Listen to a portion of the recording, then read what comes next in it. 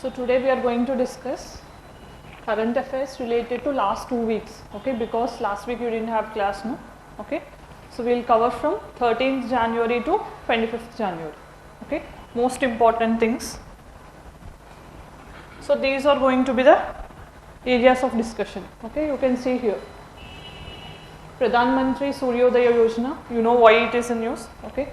Bharat Ratna Awards, then non-aligned movement, why this is in news, Amrit Dharohar Initiative, FCRA, okay, GM Mustard, interim budget versus vote on Ekam, what is the difference, classical languages, windfall tax, understanding the BSF jurisdiction, okay. So this is going to be an issue between center and some states. Why is this? So IMD, Great Indian Bustard, India's first dark sky park, okay, and Global Alliance for Global Good and Gender Equity and Equality, World Economic Forum, Himalayan wolf, and world's largest deep sea coral, and Japanese moon mission SLIM, okay. So these are going to be the areas of discussion. So before we proceed, do anyone have any doubt regarding previous class? Who attended the previous class, do you have any doubts? No? Yes or no? No? చదివితే కదా doubts ఉండేది కదా, holidays jolly డేసా? Yes or no? Okay fine, okay. So the first topic is going to be Pradhan Mantri Suryodaya Yojana, okay. So why this is in news? I am not going to give why it is in news here. I am just going to orally explain because lunch time తిని వచ్చాక మంచిగా నిద్ర వచ్చే time, కొంచెమైనా మీకు పని ఉండాలి కాబట్టి అది మీరు రాసుకునేటట్టు I'm not giving here, okay. ఆ కాంటెక్స్ట్ అయినా రాస్తే కొంచెం వచ్చే నిద్ర పోతుంది కదా అని. Why it is in news?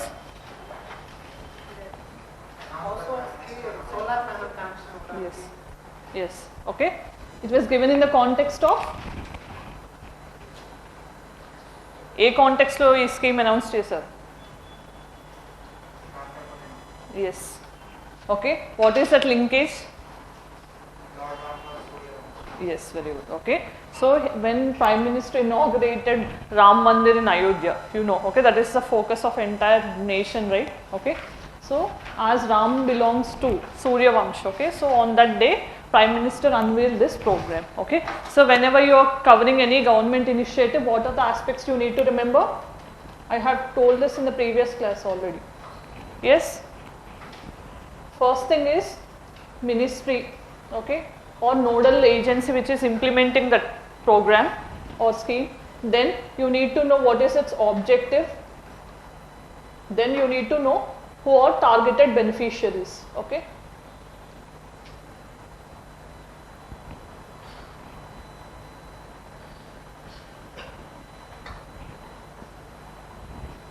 So this is the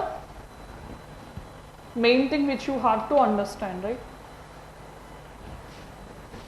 For any scheme, not only this particular scheme, so in your prelims perspective you need to go through these three things, okay, which is a ministry, what are the objectives intended by that program, and what are the targeted beneficiaries or which sectors are getting covered under this, okay.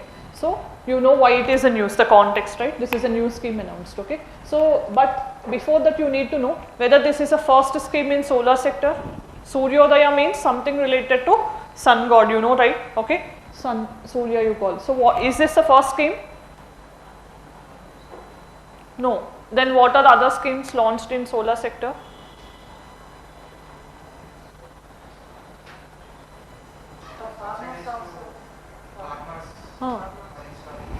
What is that scheme? Yes? Yes or no? Kusum, this is what you want to say, right? Okay. This is for farmers. Yes, get it. Okay.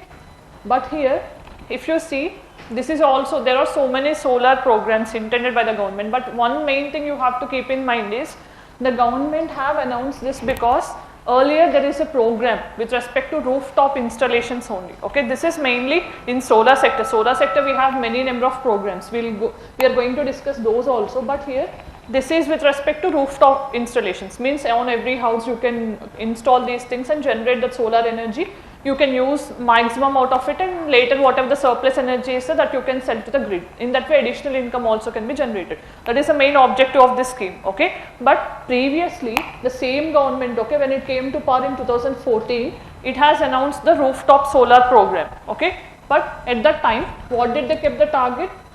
To achieve 40 gigawatts of solar energy through this rooftop installation, okay. And they wanted to achieve this by 2022. Why 22? 75 years of independence, okay. But they couldn't achieve this target, okay. That means we couldn't generate 40 gigawatts through rooftop, only through rooftop, okay. So when we didn't meet this target, they have extended this to 2026, okay. So again, because this target has to be met at least within 2 years, this program was announced, okay. And apart from this, there are other objectives also. As I told you, it reduces electricity bill, because when you are generating your own, because solar energy is free, right, okay. Free ki value undadu India lo, yes or no? If water is free, we waste a lot of water, right, yes or no? So the same way here, it reduces electricity bills, because if you install solar panels, that will generate an electricity, extra thing you can sell it to the grid and additional income can be generated. That is the main thing, okay. So how many households are getting covered? 1 crore households, okay. So previously under this scheme, whatever I told you, rooftop solar installations, under that there is no proper data, like how many households have rooftop installations and all. There is no compilation by central government, but roughly we are estimating that it is less than 10 lakhs only. Means if it is presently 10 lakhs, covering 1 crore households within 2-year limit, and achieving this goal seems to be somewhat unrealistic. This is one of the, like you can say, challenges, or the whatever the loopholes you can say, okay. So because without proper thing, okay, so even if this is announced with a good purpose, okay, but the timeline cannot be realistic, okay. So this is another thing you have to keep in mind. So apart from this, how solar energy is important? Because we are trying to go towards renewables, no, non-fossil fuel based, okay. Because every country as part of Paris Agreement has kept some INDCs, right, intended nationally determined contributions, okay. And you know, Panchamrit principles are also outlined by Prime Minister, okay. So in that, what is the first goal we have set? Net zero by 2070, okay, fine. Net zero means?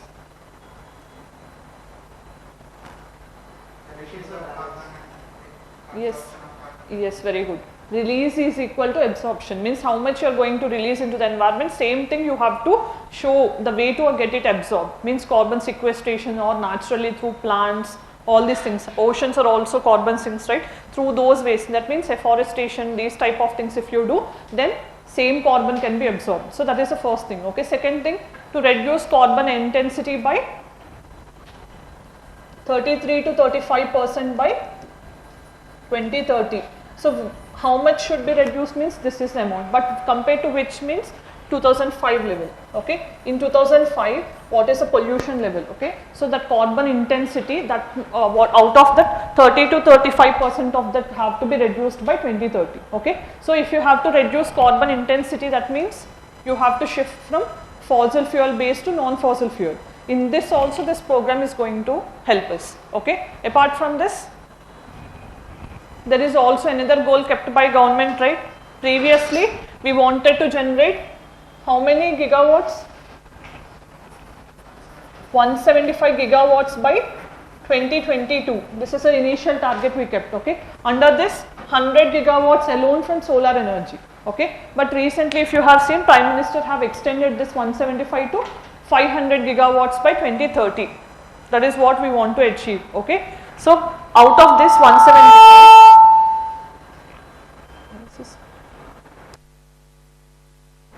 out of this 175, 100 gigawatts is from solar, but out of 100, present how much we are generating is around 72 gigawatts only, okay. And this 72 gigawatts is not only through rooftop, there are other ways also, right. We are installing even on bodies offshore and onshore also we are generating, and rooftop. So different ways we are generating only 72 gigawatts, okay. So this is one another thing you have to keep in mind. Apart from this, in other ways, how it is going to help you? It will reduce our dependence on imports, right? Solar energy, okay? So if you are able to generate our own energy, then we need not import energy for other like coal and all these things. That means our imports cost also will get reduced. In that way, we are becoming more self-reliant also, okay? So if that money is saved, that money can be used for social and economic development, okay? So you can use for welfare programs and you can lift some people out of poverty and all. In all these ways, this program can help us, okay? These are the intended objectives and initiatives, okay? So apart from this, what other things you need to know is, what are the solar related initiatives launched by Government of India? When you are reading, just go through all the related things, okay, at the same time. So what are the other programs? Yes?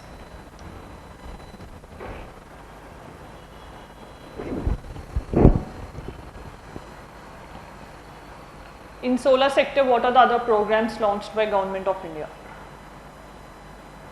At the national level, at the global level? ISC, International Solar Alliance. It was launched on the lines of Paris COP21 in 2015 by India and France, okay? The same person who came as the chief guest of today's Republic Day, okay? So these two only have launched this International Solar Alliance in 2015, okay? That is one of the initiative, and it is headquartered in India also. Where it is located? Gurugram, okay? Then what is another global initiative? No. I am asking in terms of solar sector. Yes, One Sun, One World, One Grid initiative, okay? That was also launched by our Prime Minister only, okay? That means entire world should be connected in terms of solar energy generation to a single grid, okay? That is the concept behind it. So these are the initiatives in global level, okay? At the global level. Then coming to the national level.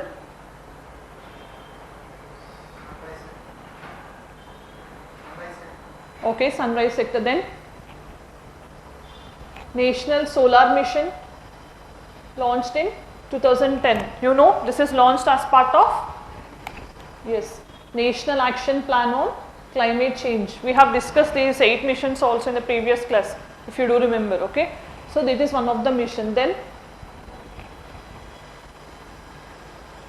you told PM Kusum, that is related to farmers only, okay? Then solar parks also getting installed by the government, no? Solar parks, no, you know, right? Solar park is nothing but a designated area which is intended for generation of solar energy, okay, in some way, okay. So wherever the solar energy absorption is high, in those states, in those areas, the government is trying to install solar energy generation, whatever the equipment is required, that is getting installed, so that we can generate maximum solar energy from that area, okay. So these are the programs intended. Then these are the things you know, right, okay. So it is going to decrease the income, electricity bills, and additional income will be generated. Financial assistance, okay, when you want to install this rooftop installations, so some subsidy or loan will be provided by government that will help us in installing these things. And technical assistance in case of service repair also, that will be provided by the government. This is most important. Who is going to implement? Ministry of New and Renewable Energy, okay. You have discussed about PM Kusum, no? That is also implemented by the same ministry, okay. So sometimes in terms of energy, most of the people will get confused between Ministry of Power, Ministry of MNRE, or Ministry of Coal and all these things, petroleum and all. So do remember this is very important, okay. Then significance, I told you, it will help us in meeting commitment like reducing emissions intensity by 33 to 35% by 2030. That is part of Paris Agreement. In achieving self-reliance. So what is the SDG related to clean and affordable energy? Very good. SDG 7. Okay. When you are writing any answer, you have to quote these things. These are value additions, right? SDG 7, clean and affordable energy. Then this is a solar capacity, as I told you. Okay, this is the latest data. You can see 73 gigawatts. That is the solar energy generation in India. Okay, and you can see out of entire solar energy generation, Rajasthan is the first state and Gujarat is the second state.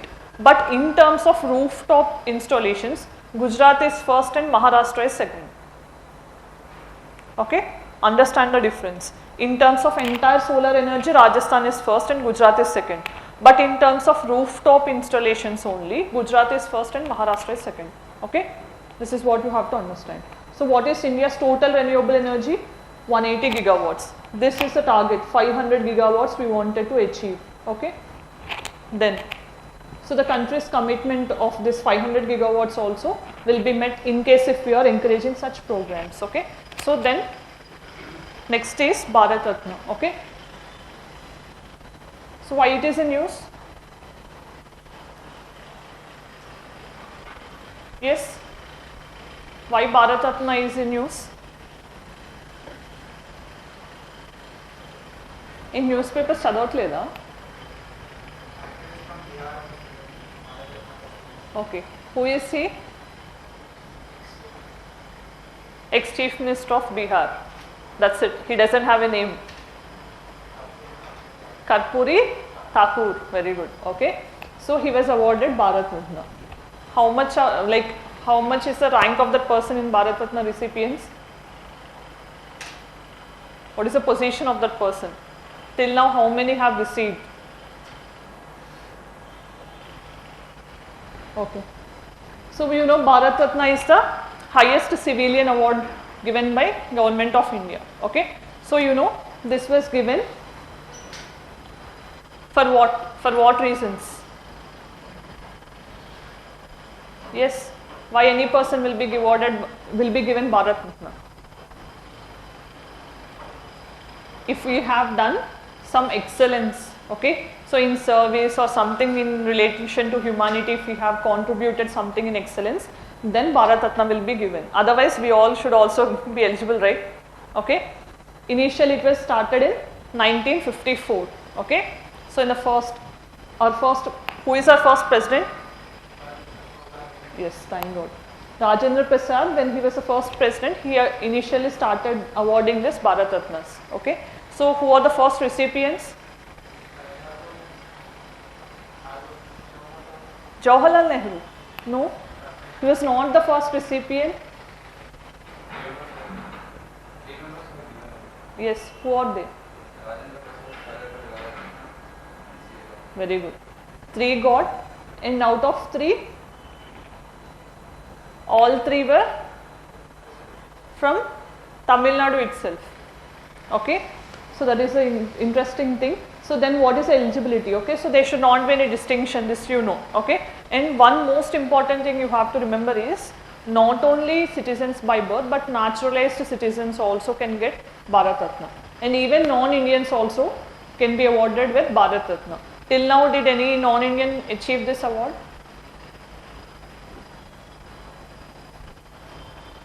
I didn't reveal it there. Yes. Nelson Mandela. 2 non-Indians were awarded with Bharat Ratna so far.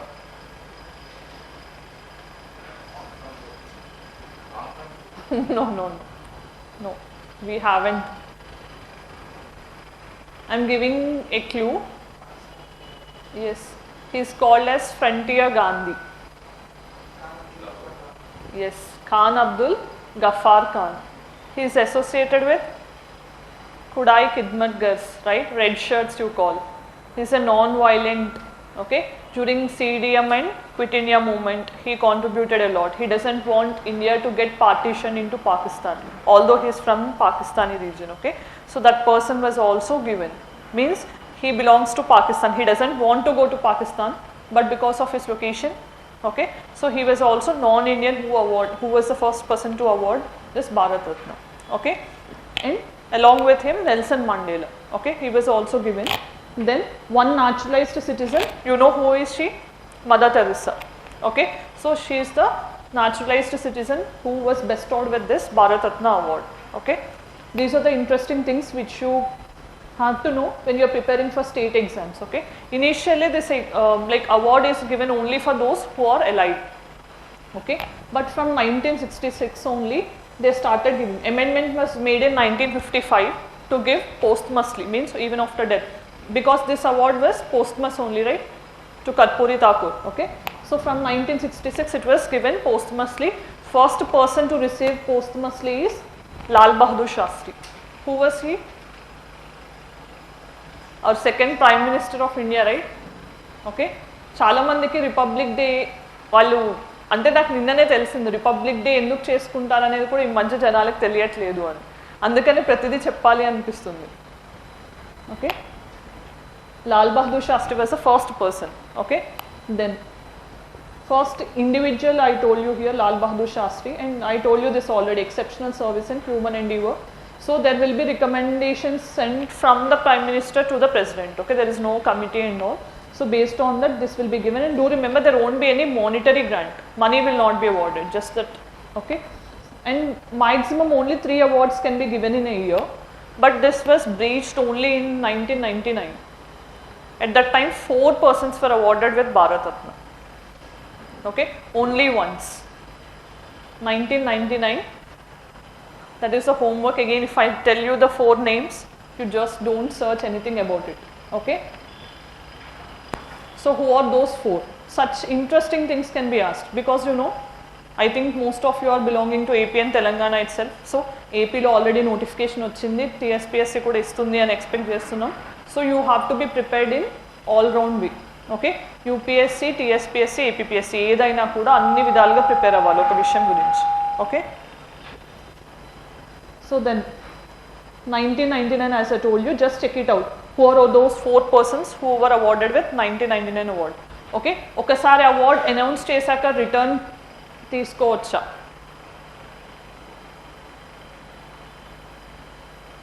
అంటే award announce చేసి cancel చేయొచ్చా? If that person himself is not alive. Yes, this happened with the case of Subhash Chandra Bose. Okay, in 1992, Subhash Chandra Bose was awarded with Bharat Ratna posthumously. Okay, but what happened is, you know, Subhash Chandra Bose's death became a controversy. So there was a lot of controversy surrounding his death. So Supreme Court, there was a case filed. Okay, so Supreme Court in 1997 said, okay, you cannot award posthumously because we don't know like whether he is dead, died or alive or somewhere. Okay, so because of these reasons, it was awarded in 92, and in 1997, based on Supreme Court judgment, it was taken back. That is the only situation where the award was like announced and again taken back. Okay, these type of things can be asked. Okay, so go through. And also from India, you need to know who are the recipients of both Bharat Ratna as well as Nobel Prize. Does anyone have any idea?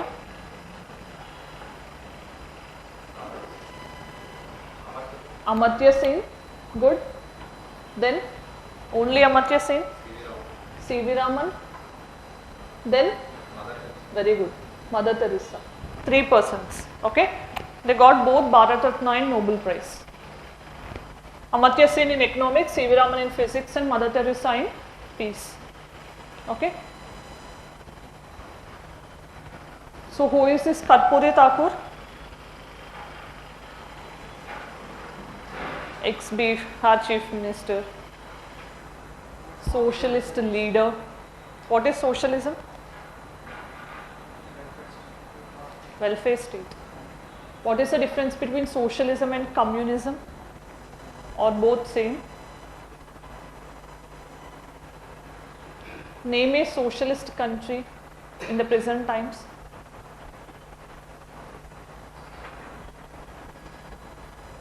Yes?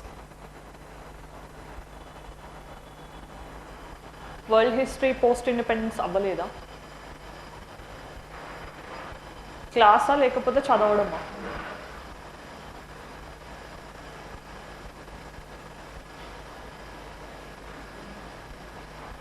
Yes?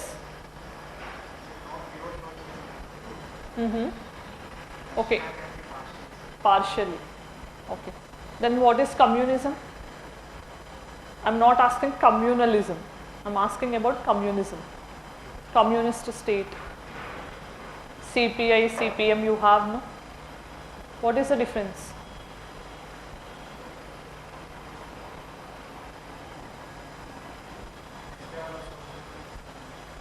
Okay. But you are not answering the straight question. Yes. In what? In socialism or in communism? Then in socialism?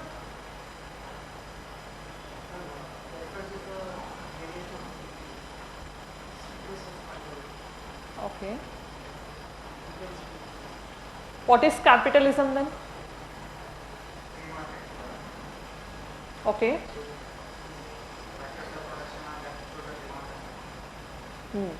Means market driven. Okay. Example is USA. Simple capitalist state means where it is left to the private. Okay. So factors of production means what? Land, labor, capital and entrepreneurship. Okay. So if these are left to the market, means depending on the demand and supply. So government has no intervention in these things. Then you can say it is a capitalist state. Example is US, South Korea and is India a capitalist state? Yes or no? No. Then socialism?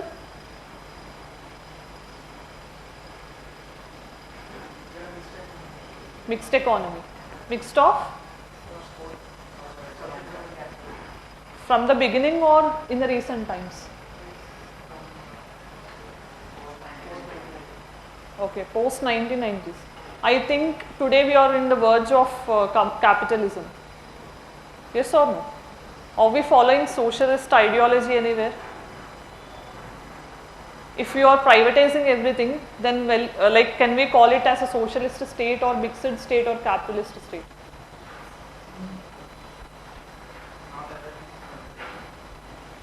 Everything seems to be privatized at least. Then, if that is the case, okay. What is the role of government from the beginning? Regulator, right? Okay. Now it has changed to facilitator. Okay. That is why means market control. Okay. So initially, if you have seen before 1990s, not much is left with the private. Okay. But later on, government's role was confined. Okay. Mainly to some things, and it allowed private to play their particular roles in the market. Okay. In that way, slowly we started giving entry for the private. At that time, we adopted mixed economy. Okay. Because initially, you know, like our first Prime Minister, Jawaharlal Nehru, he was so much tilted towards socialist ideologies. Okay. So, but then later, everything controlled by the government also doesn't work. Okay, because you have so many problems faced after independence. We couldn't solve so many problems even after adopting socialism. That is why we made some radical reforms and we made a tilt. Okay, and we started adopting best of the both features. Okay, in that way we were a mixed economy. Okay, then socialism, like this person has contributed. Socialism is nothing but they wanted to achieve, what is the main objective? Classless society. Okay, class means, I am not saying casteless, classless. Okay, means haves and have-nots, rich and poor. Okay, so equality, that is the main objective they wanted to achieve. Okay, so this person also have contributed much to these things. Okay, socialist related things, and he is also a freedom fighter who participated in Quit India movement, and later so many reforms he brought, like prohibition of liquor. Okay, with respect to unemployed youth also he have done so many measures and all. In that way he made some good things. That is why he was awarded with Bharat Ratna. Personally, you just need to know the names and all. Then with respect to this, you need to know location of Uganda. Okay, why I have given this is recently 19th NAM summit. What is NAM? Non-aligned movement, right? That movement summit happened, 19th summit happened in the capital of Uganda. You can see that is Kampala. Okay, so when something is happening significantly, you just locate them in the map. Okay, so here you can see Lake Victoria, and even if you see, this is also in news because Lake Victoria is getting restored. Okay, again they are trying to improvise and rejuvenate this lake. So this is also in news. You have seen previously UPSC asking in prelims, some lakes and why it is in use, or the location related things and all. So be thorough with these things, okay. And one more interesting thing is equator is passing through this Uganda, okay. So here you just need to know there are some lakes, okay, just observe through the physical map, and here Lake Victoria, these things you just need to remember. What are the boundary countries you can see? Democratic Republic of Congo, Sudan, you have Kenya here and Tanzania, Rwanda here, okay. These are the areas which are bounding. Then non-aligned movement, why it is in use I told you, okay. 19th summit of NAM happened in Uganda capital Kampala, okay. Then the theme for this is deepening cooperation for shared global affluence, that is a theme for this year's NAM. So what are the key discussions at the summit? Israel-Hamas war, okay. Then India's Vishwamitra initiative, what is this initiative? Yes, friend of the world, okay. India wants to play a role of friend of the world, that is this initiative is also highlighted, and call for multipolar world, because every country is trying to achieve unipolar world, okay. US is trying to achieve that status and already achieved for some time, and China is also trying to get that status. So in this, okay, there should not be any dominance of one country, but every country should have a right, okay. That is what multipolar world. Then you know what is NAM, right? What is NAM? Non-aligned movement. When did it start? Cold War. What is Cold War? Cold areas లో fight చేసేవారా?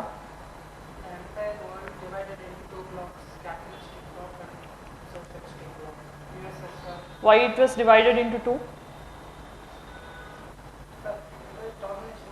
Domination. Which domination?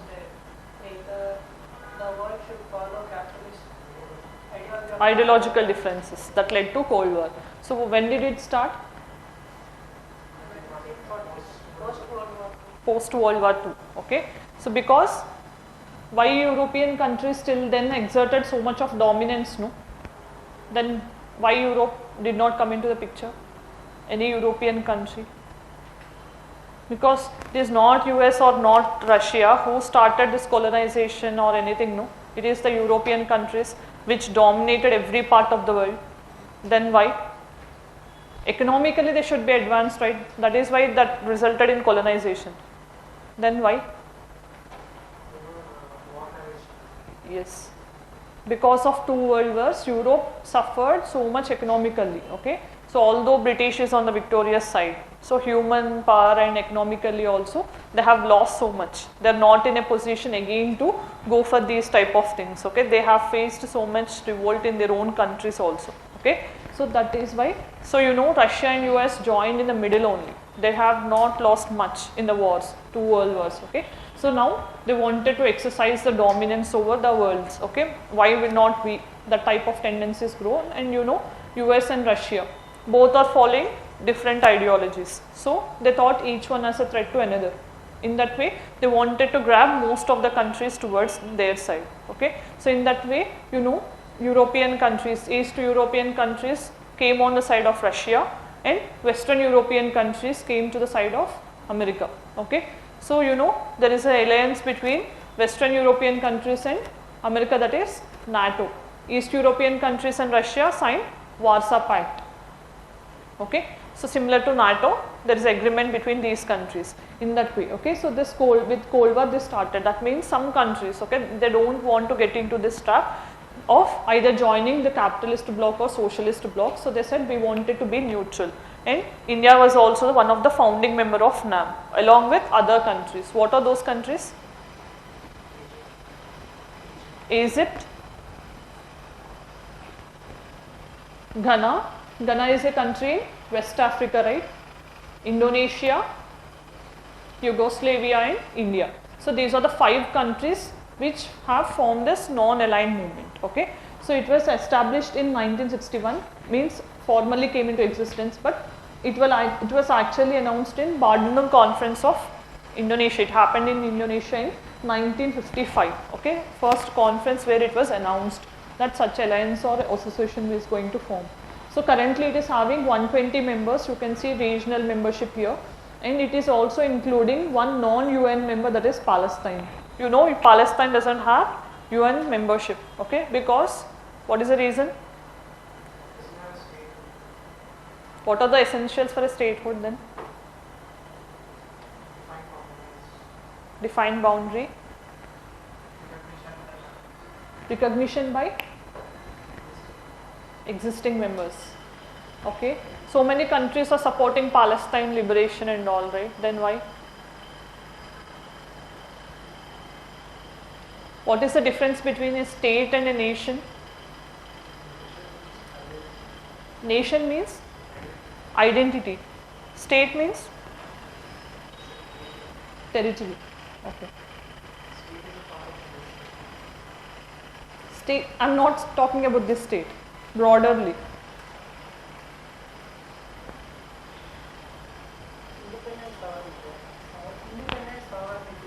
Hmm.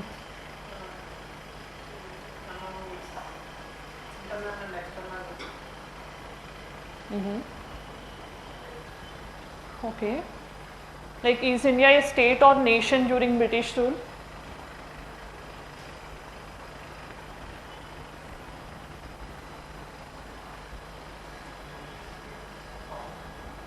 If you know the differences between state and nation, then you will answer it, right?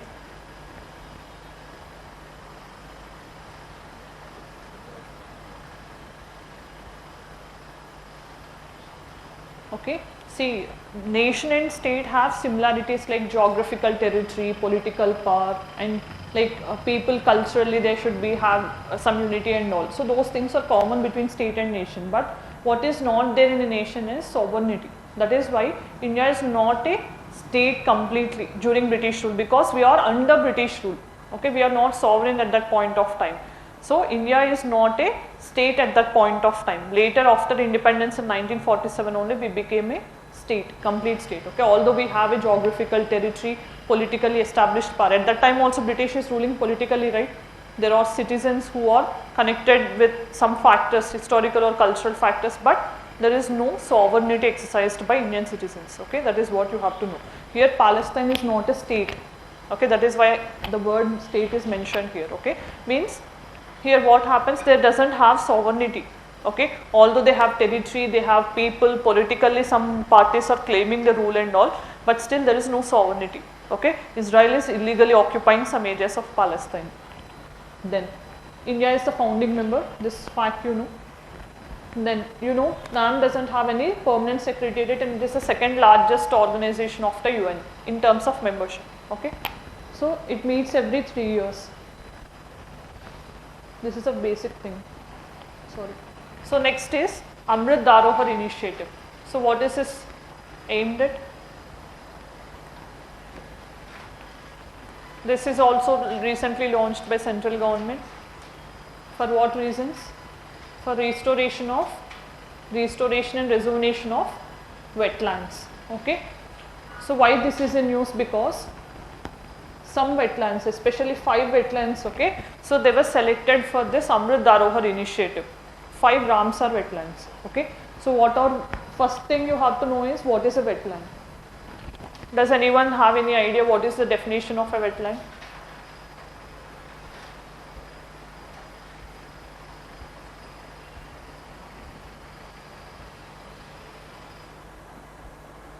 Yes? No one completed environment and ecology?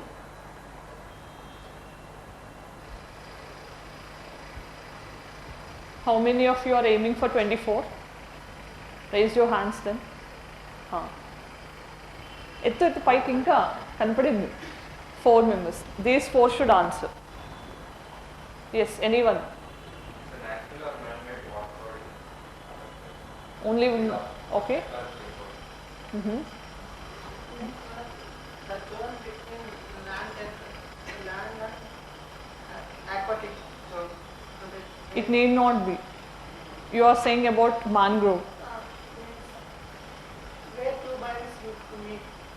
You are saying about ecotone, but wetland always need not be an ecotone. Inside land also, see, chinna rice pond undanko adi kuda wetland. Okay, you need not say that it is a land and aquatic between ecotone and all, okay, that cannot be, okay. See, as that, what is your name, I don't know, but he said it is a natural and artificial, okay, it can be, but what is the main thing is water depth, okay, it should not exceed 6 meters, okay. So anything, even rice paddy fields also, you know, farmers will be supplying water and they will keep water for some time, no, until the seeds sprout and all, so that can also be wetland. Temporarily, it can be permanent, it can be temporarily human, man-made, anything, okay. So in terms of these things, anything can be considered as a wetland, okay. So wetlands, why they are important?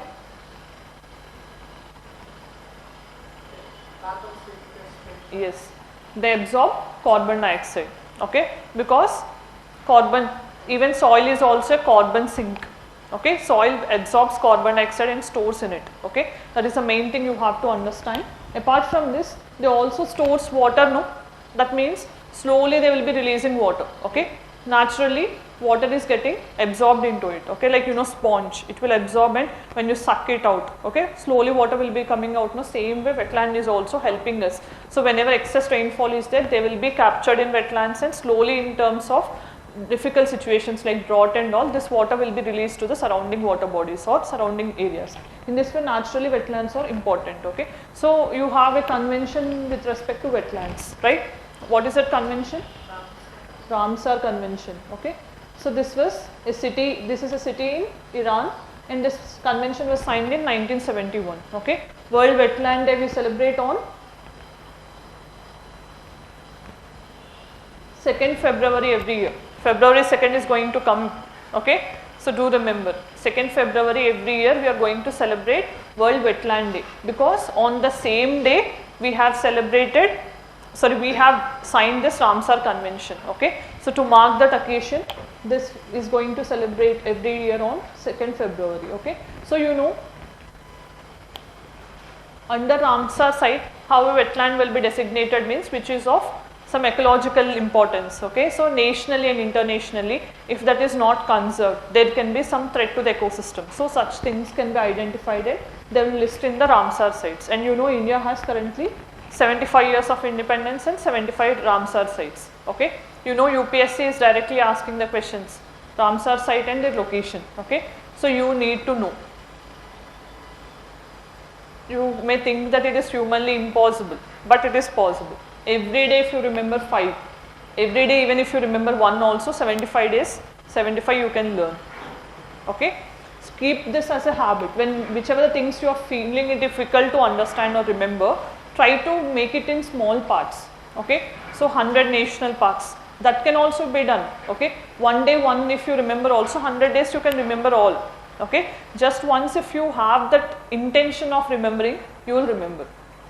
That is lagging actually, okay. So these are easy areas. If you people just don't focus, ammo ivanni naval ekkada avutayani odileste, someone else is doing those questions, okay. They will be in and you will be out.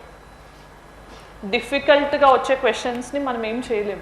Konni questions మనం ఎంత చదివినా అంటిసిపేట్ చేయలేము, అవి వస్తాయి. అలాంటి వాటి గురించి మీరు వర్రీ అవ్వదు. ఈజీగా ఉండే questions should not be left. That is the main focus, okay. Then what is this initiative? Amrit Dharohar means in union budget of 23-24 also this program was announced by finance minister, mainly at conserving the Ramsar sites, okay. So whatever the Ramsar sites are there, to conserve them, this initiative is mainly aimed, okay. You can see there is a collaboration between union tourism ministry and ministry of environment under this initiative, okay. If these wetlands are made in as tourist hotspots also, they can have, okay, good generation of revenue. With that they can use it for again reconservation and all of these wetlands. That is why environment and tourism ministry both. So this you have to remember. Most of the times we'll think only environment, but tourism ministry is also involved, okay. So as of now 16 Ramsar sites were identified as part of this Amrut Dharohar initiative. Recently 5. What are those 5? You can see here. Sultanpur National Park in Haryana, Bhitarkanika mangroves in Odisha, Chilika Lake, you know, Odisha again, Sirpur in Madhya Pradesh and Yashwant Sagar in Madhya Pradesh. These 5 were again added to this Amrut Dharohar initiative. That is why this is a news, okay. So you have to know the Ramsar sites and their location, very important, okay. So Chilika Lake, you know, what is the speciality of Chilika Lake? Largest Fresh water. Salt water. Lake. Lagoon. What is a lagoon?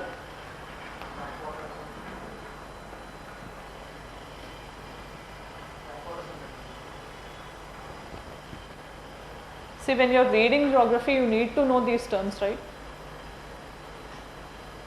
Lagoon, estuary, these differences you need to know. What is lagoon? Lagoon is nothing but a small part of land got separated from the mainland, okay? So like for example, if this is a coast of Odisha, if this land, because coastal erosion happens or due to some reason, if some small part of land got divided and again ocean water enters in between that land and this main part of land, you call it a lagoon. A famous lagoon is Sriharikota. Sriharikota is also a lagoon. Most of the people doesn't know this, okay? Estuary means, estuary is a place where fresh water meets marine water, okay? Estuaries are famous on the western coast because we don't find deltas there, okay? This side we have deltas, no? Because, why is the reason? Why we find deltas on the east coast and estuaries on the west coast?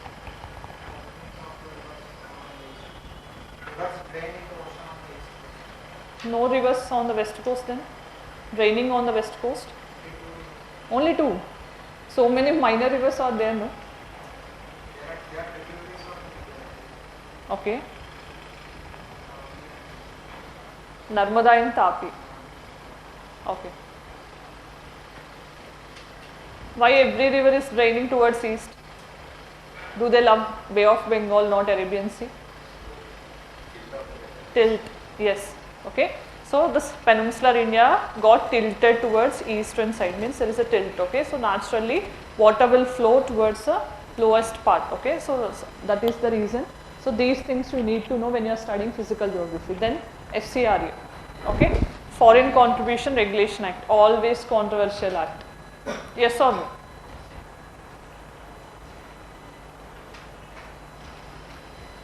So before going into the issue, okay, so just for 5 minutes, who have some idea about FCRA, tell what are your stand, okay, what is your stand with respect to FCRA, should it be there or should it not be there? Whoever have some idea about FCRA only, I am asking, okay. So you got to divide in this side and this side, okay. So this side one section and this side one section, just give your viewpoints, whether it should be there or not. This side should favor, okay, FCRA. This side, why it is becoming a threat or why it is becoming contentious, you have to answer, right? Why?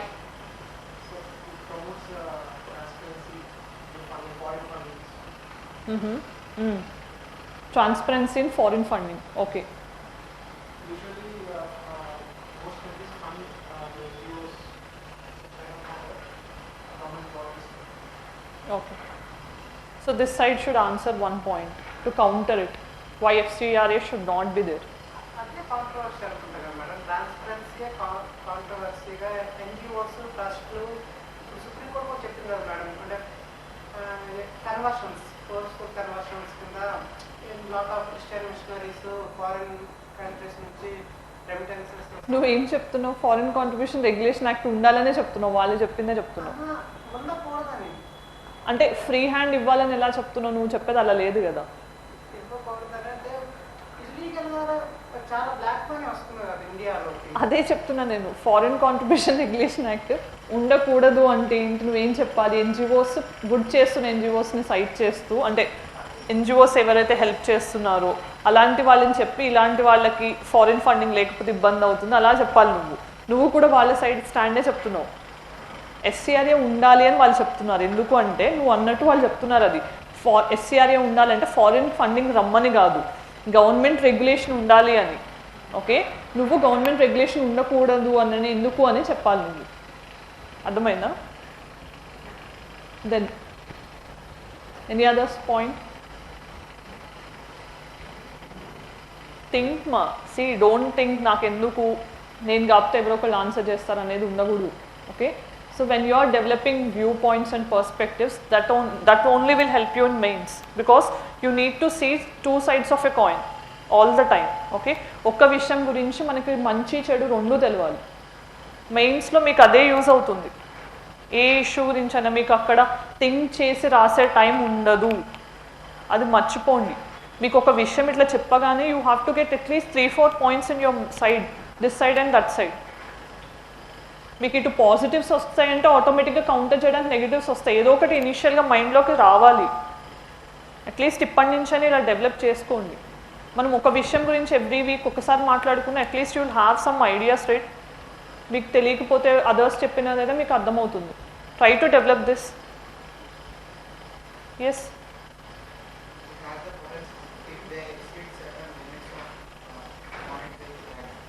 Okay. Then this side please. Nari Shakti అని ఈరోజు women contingent ఉంది. మీరు republic day రోజు అమ్మాయిలు ఎలా ఉండాలి చెప్పండి? మనల్ని మనమే వీక్ చేసుకోకూడదు. ఎస్, ఒక్క పాయింట్ చెప్పండి. ఓయ్ చెప్పు, ఏదో ఒక చెప్పు. ఎన్జిఓస్ ఎందుకు ఇంపార్టెంట్ అనేది చెప్తే చాలు, మీరు వాళ్ళు కౌంటర్ చేసినట్టే కదా. Very good. ఎస్, ఎన్జిఓస్కి సివిల్ సొసైటీస్కి ఇంపార్టెన్స్ ఎందుకు పెరిగింది in the recent times? Mainly because in the areas where government cannot, okay, do some things, there the civil society or NGOs are working. Okay, that should be your stand. Means everywhere government is not able to do everything, right? Okay, you have to quote some things like Kudumbashri in Kerala during floods and all. So many NGOs are there. You advertisements ostune unnai kada, you are seeing in the newspapers, TVs and all. So many foundations. Okay, so those are helping the people. Okay, to help the needy. వాళ్ళకి ఏంటి ఎంత ఉండవు కదా access to finances and all. So at that time if you are allowing foreign funding, it will help to expand their scope of activities and all. That should be your point. Then any other point?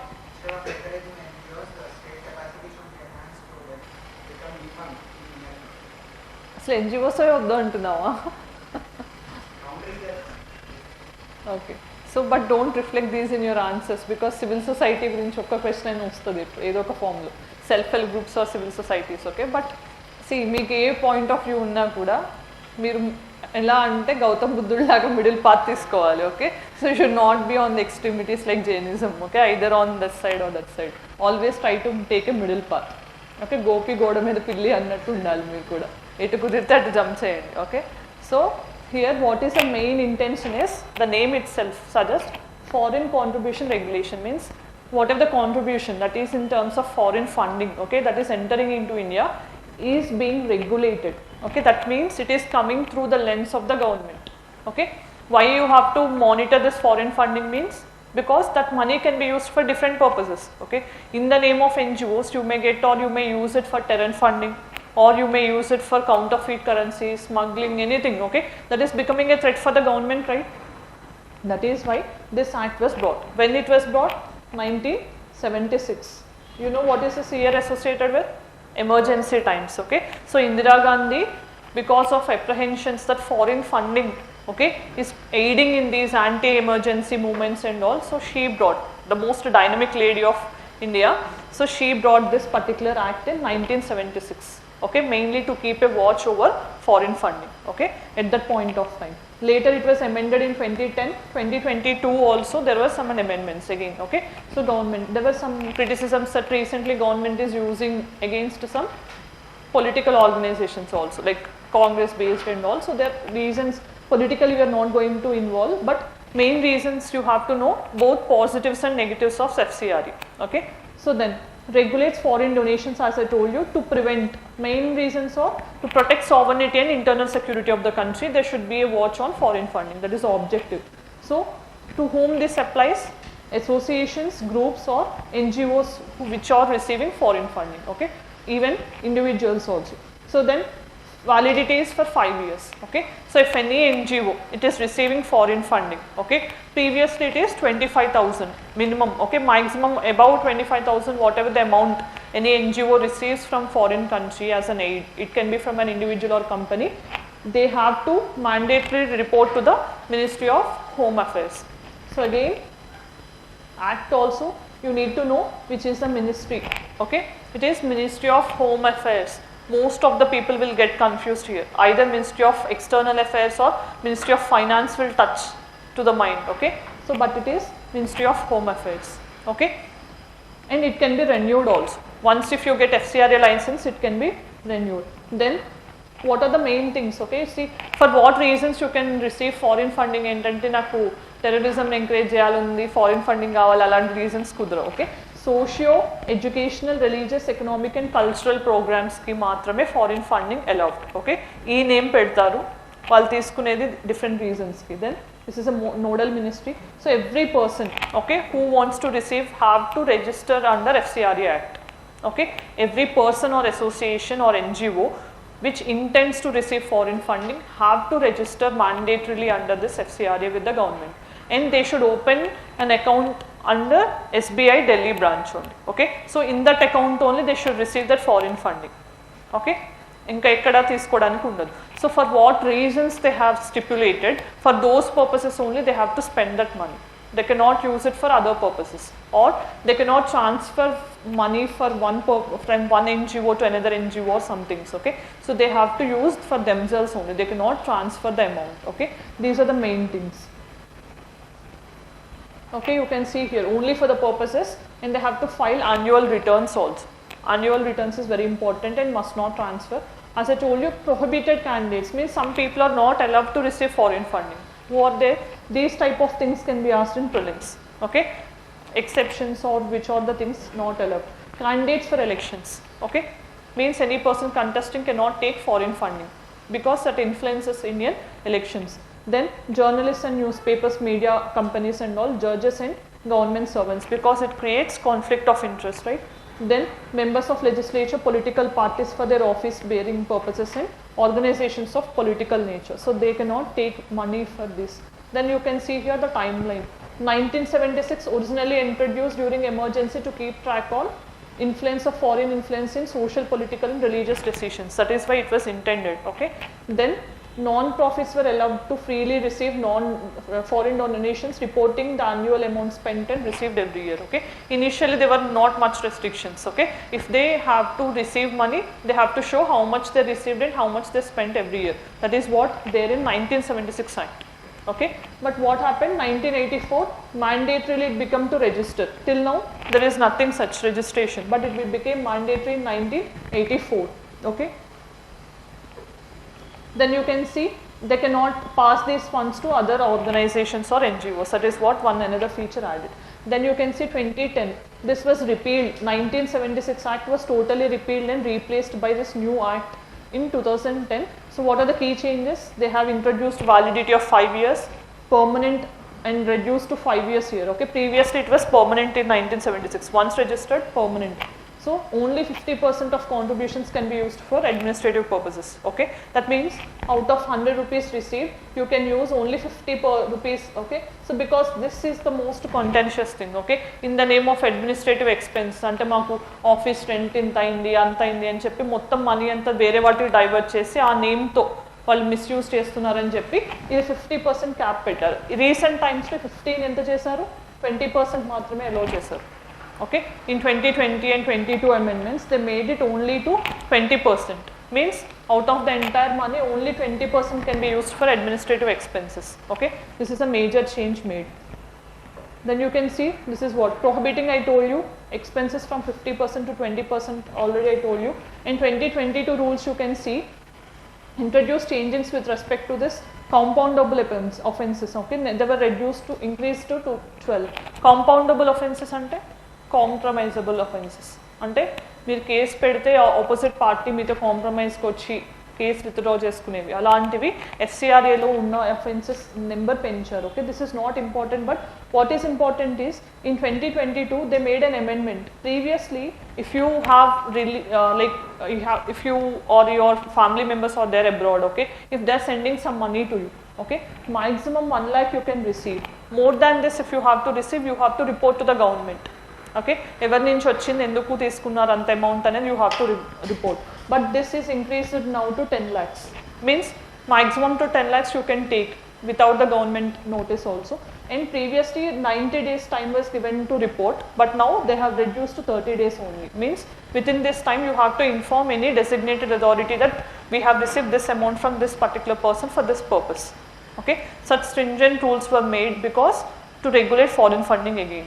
Okay,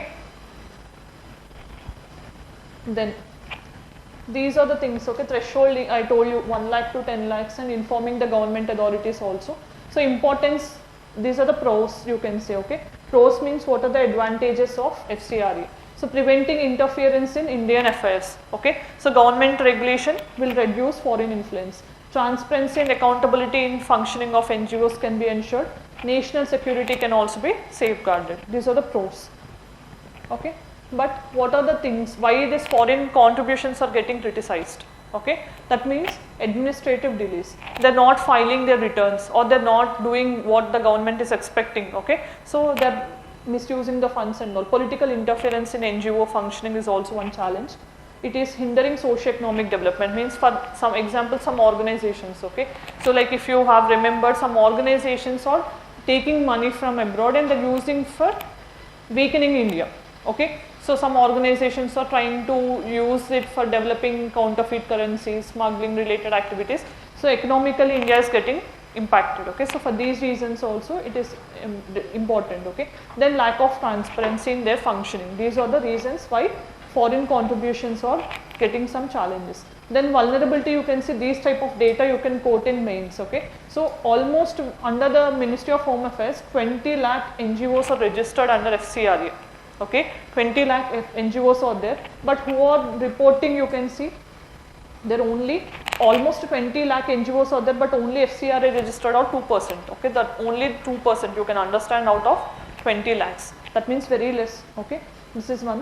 And another reasons are the most of the money is used for money laundering and terrorist financing. Okay, so what is money laundering?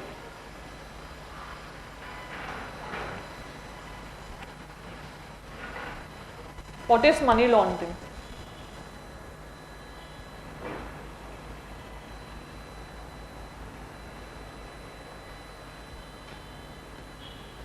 Laundry ante enti? Washing. Mean making dirty things to clean, right? Money laundering is also same. Making dirty money clean.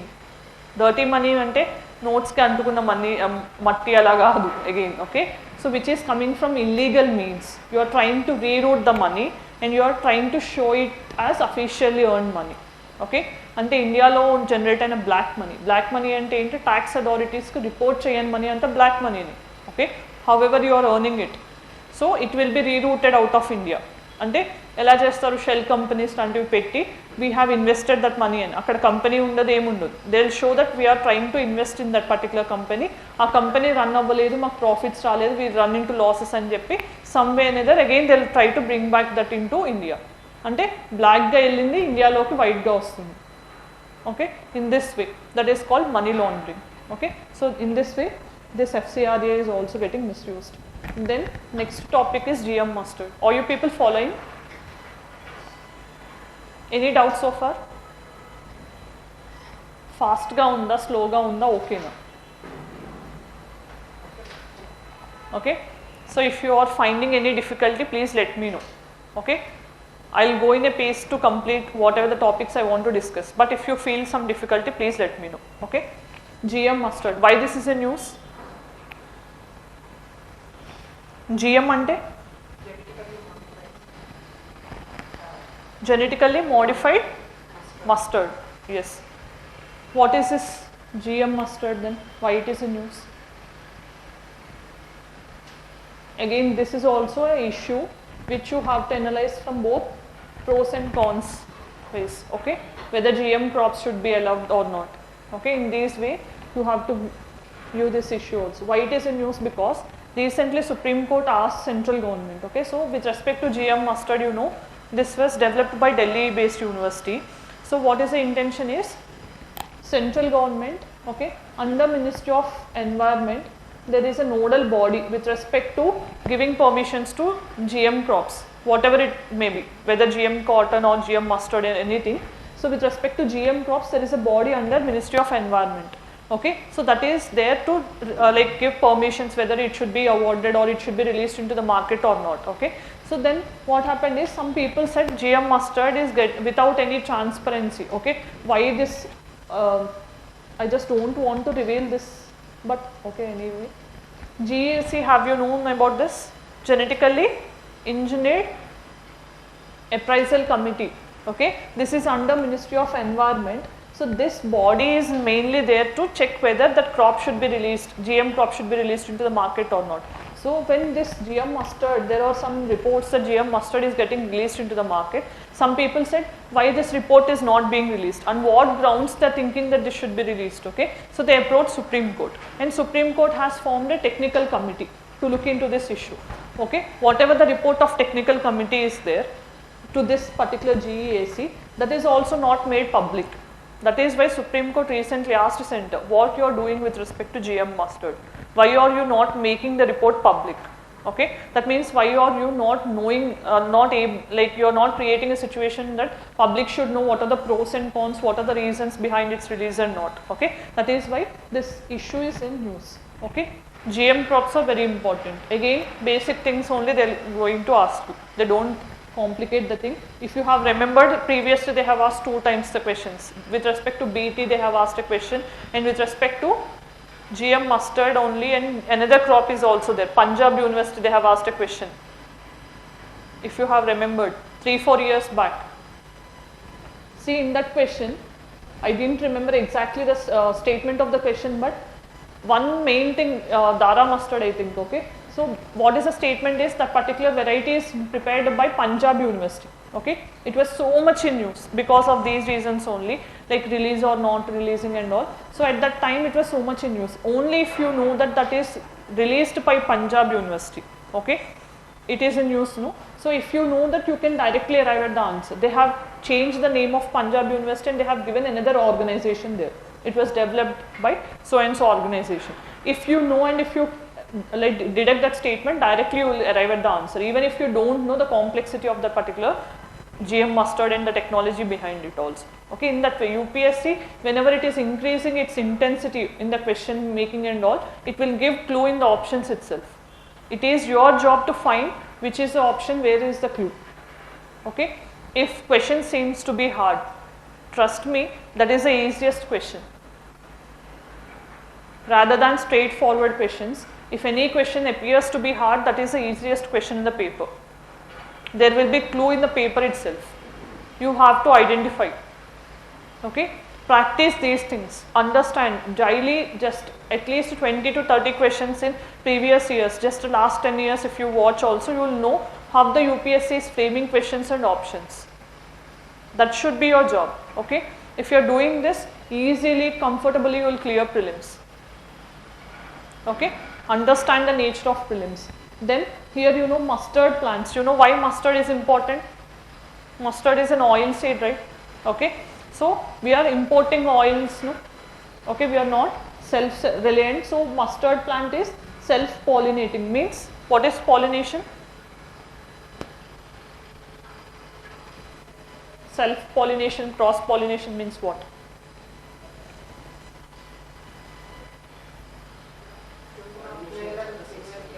One second, yes.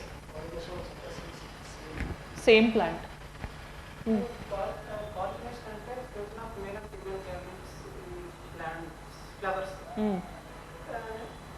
it is dependent on external factors like wind, insects. Yes, that is cross-pollination. Yes. Self-pollinating means if it is happening within the plant itself. Okay. So mustard. But what happens here is, why we are developing GM crops mainly? Because nature, like whatever the native varieties or traditional varieties are there, they're having some problems. Okay, like cotton, if you have BT cotton, we have no. Okay, so pink bollworm is there. That is a disease. So if cotton is naturally there, so we are suffering from some problems or yield, decreased yield and all. So if you are genetically modifying some part of that plant, okay, or the seed variety, then we are getting more yield or we are getting some resistance against some diseases. That is the objective behind this GM crops. Genetically modified means the gene of the particular plant which is in the seed, okay. So there we are trying to change it. So in a way that it is getting resistance or it is getting in a way that it can produce more yield. So whatever the intended objective is that to get that, we are engineering them artificially, okay. Same way here, what is the mustard that we have developed is DMH11, Dara mustard, hybrid 11. This is a variety that was developed by Delhi University, okay. Same way they have asked for another crop under Punjab University, okay. So this question was also asked. So what is the technology used? Here, genetic modification involves introduction of 2 alien genes in the soil bacterium called Bacillus amyloquus facens. This is a particular bacterium, soil bacterium, okay. We are introducing in this particular gene variety, okay, so that we are getting some resistance and we are getting more yield in this GM mustard, okay. So resulting what happens, DMH11 is showing 28% yield increase over traditional varieties, okay. That means more yield we are getting by introducing this gene into that particular plant, okay. This is the idea behind it. Then GESC I told you, okay. GESC means genetically engineered appraisal committee. So you have to know this is a committee under Ministry of Environment and Climate Change. So you may get confused, GM ante science and technology and DBT biotechnology kinda kochina kuda, it is under Ministry of Environment. Don't get confused. So this is a nodal body which gives, okay, permissions. In case if the crop has to be released and all, it gives report to the Ministry of Environment, then Ministry of Environment will take final decision, okay. So vallu nitty-gritties anni analyze chesi, then they will report to the Ministry of Environment, okay. So if you have remembered BT brinjal, okay, adi unofficial ga market lo ostundi, but it is not released by the government. Only one BT crop we have is BT cotton, okay. BT brinjal is not approved. Ippadidaka food crops lo India lo GM crops levu. Okay, so if this is going to be GM mustard oste ganke, this is going to be the first crop, okay, then food crop I mean. So that is why in the recent times GM mustard also, this has given approval, okay, but Ministry of Environment is not taking it as a consideration because food vishamlo GM edana malli health complications emana oste, okay, so then it will it will create so much of public appraisal and all these things, no. That is why the government is taking somewhat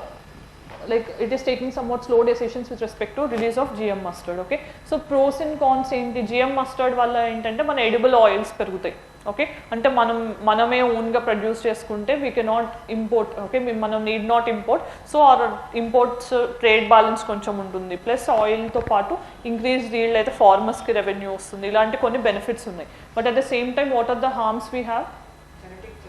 Genetic changes. You don't know how the biodiversity gets impacted, okay. But meeku ade kada problem, native plants ki anu invasive alien species ki ade problem. So when you are introducing invasive species, okay, so British వాళ్ళు కొన్ని invasives తీసుకొచ్చి మన ఇండియాలో వదిలేశారు, వాటి వల్ల ఏమవుతుంది, native plants కి ప్రాబ్లం అవుతుంది. So they spread more, okay, water consumption గాని, Procopus julifera, you know, okay, Spenna sectorialis is also in use.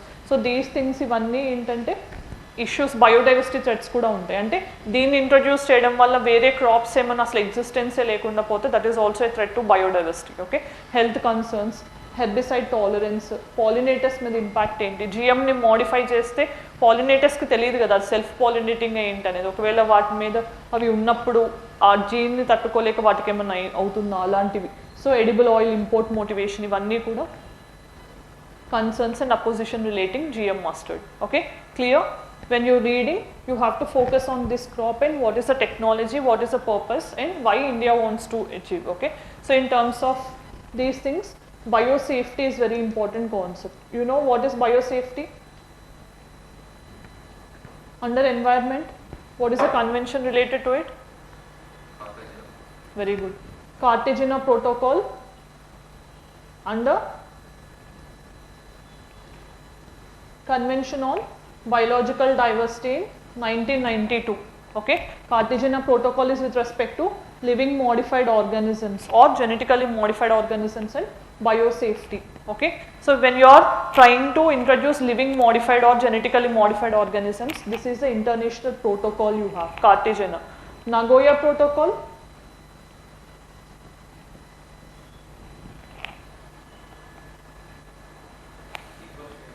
access, yes, fair and equitable sharing of genetic resources, conservation of biodiversity, sustainable conservation, these type of things are part of Nagoya Protocol. Okay, so this is also, these two protocols are under Convention of Biological Diversity. Okay, in India we have National Biodiversity Act 2002. Okay,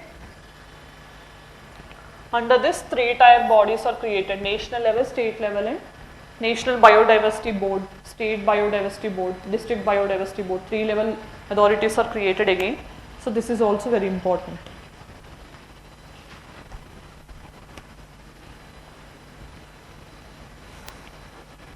Next concept is interim budget and vote on account. Why this is in news? What is the difference? Polity అయిపోయిందా? No? Yes. So who completed polity, they have to answer this. Interim budget and vote on account. Elections టైంలో ఈ అంటే elections ఉంటే టెంపరీగా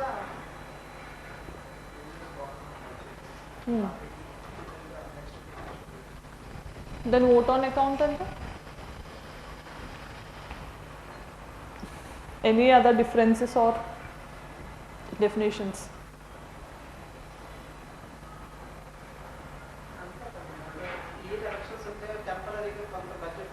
అది నేను vote on account అంటున్నా, నువ్వు ఇంట్రీమ్ అంటున్నావు. Then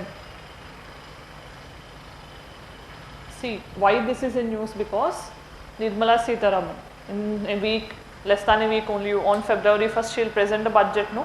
But this time they are not going to present full budget because this year we have elections, no? Okay, so there can be a government change or there can be same government, so they cannot place full-fledged budget. That is why either they will go for interim budget or vote on account. Okay, what is the difference means you need to know what is the similarity first. Okay, both are not full-fledged budgets.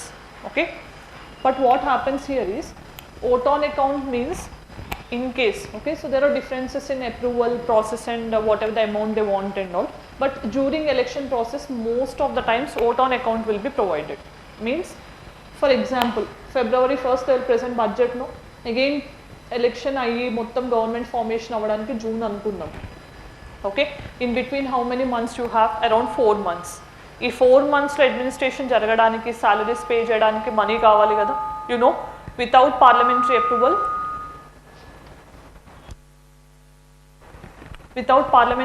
you cannot get money out of Consolidated Fund of India, right? What is the article related to Consolidated Fund?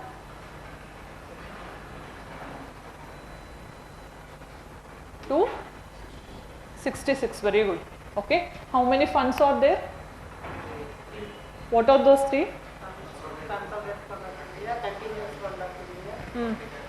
Public account. What are the differences? Very good. Small saving funds and all. Yes, very good. Okay, so contingency fund, consolidated fund, these differences you need to know mainly. Okay, so consolidated fund ante simple, every money government earns, single rupee aina government కి వచ్చేది, government spend చేసేది, లోపలికి credit అవ్వాలి, బయట నుంచి దాని నుంచి బయటకి రావాలి. ఓకే, సో గవర్నమెంట్ ఇష్టానుసారం ఎంత పడితే అంత విత్డ్రా చేసుకోవడానికి ఉండదు, because government means the executive is financially accountable to the parliament, right? That is why to withdraw the money from consolidated fund you need parliamentary approval. Okay, even 1 rupee spend cheyalanna government discretion ledu. Okay, it has to get approval from parliamentary approval. Okay, that is why if you know last budget pass ayyaka last stages enti, finance act, appropriation act antam kada. Finance act ki appropriation act ki difference enti? Very good. Okay, so finance act is nothing but it legalizes budget. Okay, whatever the proposals you want to introduce, you wanted to intend, that is the Finance Act. Appropriation act అంటే మీరు ఎంత amount consolidated fund నుంచి తీసుకోవాలనుకుంటున్నారు, దానికి legal authorisation parliament నుంచి తీసుకోవాలంటే ఈ appropriation act అనేది pass అవ్వాలి. You know the budget process, right? Okay, anyhow will discuss in the coming weeks because like budget process is very important. Okay, so ఆ ప్రాసెస్లో ఏం జరుగుతాయి, 75 days లోపే మీకు బడ్జెట్ పాస్ అవ్వాలి, లేకపోతే ఏం జరుగుతుంది, government has to resign. Okay, తెలుసా ఈ ప్రొవిజన్ ఉందని? Within 75 days from introduction, budget should get parliamentary approval. Otherwise, government needs to resign. Okay? So ఇవన్నీ ఎందుకు అంటే ఇక్కడ ఓట్ ఆన్ అకౌంట్ ఈ 4 monthsకి సరిపడా ఎక్స్పెన్సెస్ గవర్నమెంట్ కావాలంటే షార్ట్ టర్మ్కి. ఓకే, సో దానికోసం పెట్టే బడ్జెట్ని ఓట్ ఆన్ అకౌంట్ అంటున్నారు. ఓకే, సో ఇక్కడ ఏంటి ఇంట్రిమ్ బడ్జెట్, ఇది షార్ట్ టర్మ్ ఎక్స్పెండిచర్ కానీ ఏం కాదు. Okay, for short period it can be introduced, అంటే పాలసీ చేంజెస్ లాంటివి చేయొచ్చు. ఓకే, బోత్ కూడా మోడల్ కోడ్ ఆఫ్ కండక్ట్కి అప్లికబుల్ అవుతాయి. అంటే ఇప్పుడు ఎలక్షన్స్ టైంలో మీరు దీని నుంచి మనీ యూజ్ చేసి గవర్నమెంట్ కొత్త అంటే వాళ్ళు ప్రామిసెస్ చేస్తారు కదా మేనిఫెస్టోలు, అలాంటి వాటికి ఇవి 2 మనీ వాడకూడదు. అలా మోడల్ కోడ్ ఆఫ్ కండక్ట్ రెండింటికి అప్లికబుల్ అవుతుంది. బట్ ఇది లార్జర్ పార్ట్ ఆఫ్ ద మనీకి కూడా యూజ్ చేయొచ్చు. బట్ ఓట్ ఆన్ అకౌంట్ అనేది షార్ట్ టర్మ్ మనీకి మాత్రమే యూజ్ చేస్తారు. Okay, but this time we are expecting that government will introduce vote on account only. Maximum in June or July again they'll present a full-fledged budget. Okay, this is a basic difference. Here you can know interim budget means it generally includes overview of the current state of economy. It can propose changes. Ante normal budget lane untadi interim budget, but for a shorter period you can understand. Okay, ante complete budget లాగా కాకుండా short budget పెడితే దాన్ని interim budget అంటాం. ఇక్కడ budget లాగా మీరు కొత్త changes ఏం ప్రపోజ్ చేస్తున్నారో చెప్పొచ్చు, కానీ ఓట్ ఆన్ అకౌంట్లో ప్రపోజ్ ఆఫ్ చేంజెస్ ఉండదు. ఓకే, అంటే మీరు ట్యాక్స్ స్లాబ్స్ చేంజ్ చేస్తారా ఇవన్నీ అనేవి చేయకూడదు. Okay, if government wants to announce some changes అప్పుడు ఇంట్రిమ్ బడ్జెట్కి వెళ్ళొచ్చు. If it doesn't wants or if it wants to maintain status quo, just uh ఎక్స్పెండిచర్కి మనీ కావాలనుకున్నప్పుడు it can go for vote on account.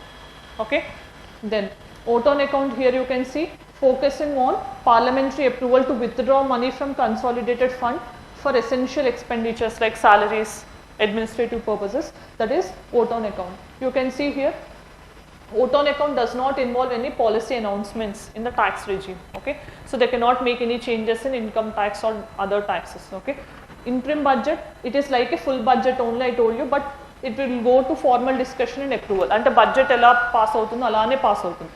But vote on account, it will be passed without any formal discussion, because only for short term they are asking, no, that is only to meet expenditure, but that is why there won't be any discussion on this. So interim budget valid through entire financial year. Okay, but vote on account only specific period, because they have taken money only to meet for specific expenditure. No, only వాళ్ళు ఎంత కావాలంటే అంతకి. So maximum 2 to 4 months అంటే elections టైంలో most of the times vote on account పెడతారు. Okay, and how much is the money అంటే 1/6 పెట్టొచ్చు most of the times. Okay, so 1/6 of the budget cost. So then short term expenditures ki both are subjected to election code of conduct. Okay, so model code of conduct ki applicable untai rendu kuda. Okay, so they have to answer to the election commission. So then you have classical language. Okay, so what is this issue, why it is in news?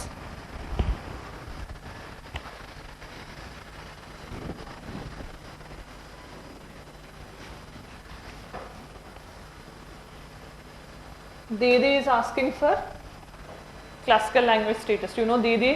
Who is Didi? Mamata Banerjee. Okay, so she is asking classical language status for Bengali. Okay, Bengali is the second most spoken language in India. What is the first most spoken language in India? హిందీనా, ఇంగ్లీషా, తమిళా, తెలుగునా? బాహుబలిలో వాళ్ళు ఏదో మాట్లాడతారు ఏంటది అదా? Yes, Baahubali తర్వాత చాలామంది ఈ మధ్య అదే మాట్లాడుకుంటున్నారని. యాక్చువల్గా వాట్సాప్ లాంగ్వేజెస్కి క్లాసికల్ లాంగ్వేజ్ స్టేటస్ ఇవ్వలేదు, కానీ జనాలందరూ ఫాలో అయ్యేది అదే ఎక్కువ. వరల్డ్ మొత్తం అదే కదా, షార్ట్ కట్స్ అన్ని, అదొక లాంగ్వేజ్ చేస్తే పోతుంది. So this is the issue. Previously how many languages we have? I am asking about classical languages. 8.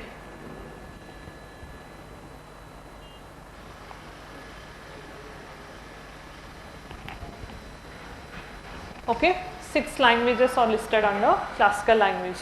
Okay, so what are those 6 I'll explain. But classical language, classical అంటే ఏంటి, ట్రెడిషనల్గా. Okay, so హిస్టారికల్గా some connections ఉండాలి. So what is the first requirement is highest antiquity. Okay, it should have and history over 1500 to 2000 years నుంచి అది వాడుకలో ఉండాలి. Means some people have to use that language. Okay, from 1500 to 2000 years.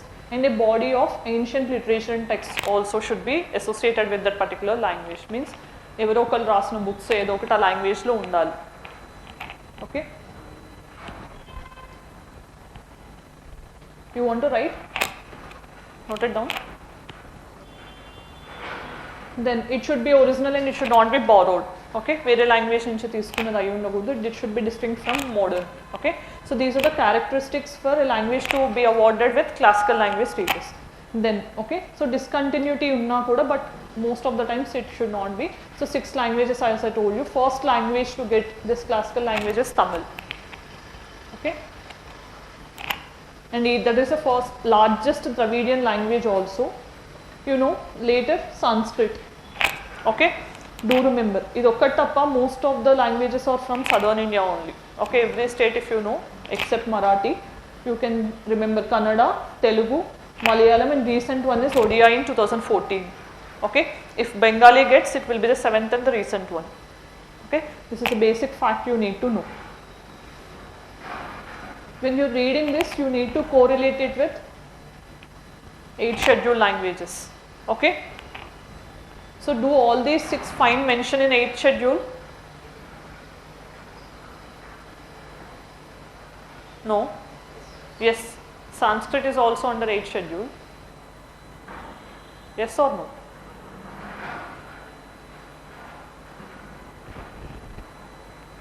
Eighth schedule languages any? 22.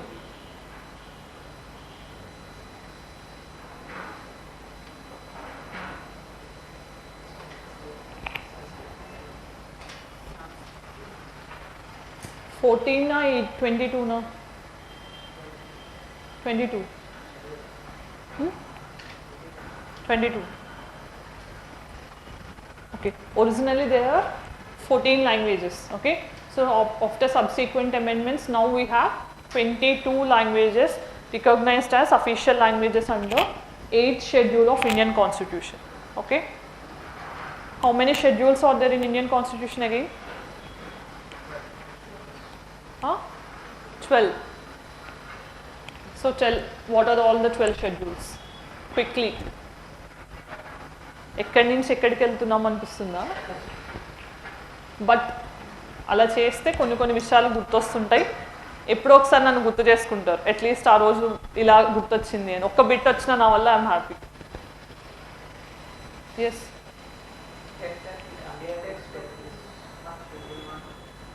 Schedule 1 names of states and territories. Okay, then schedule 2 salaries, emoluments of tarvata ever lera.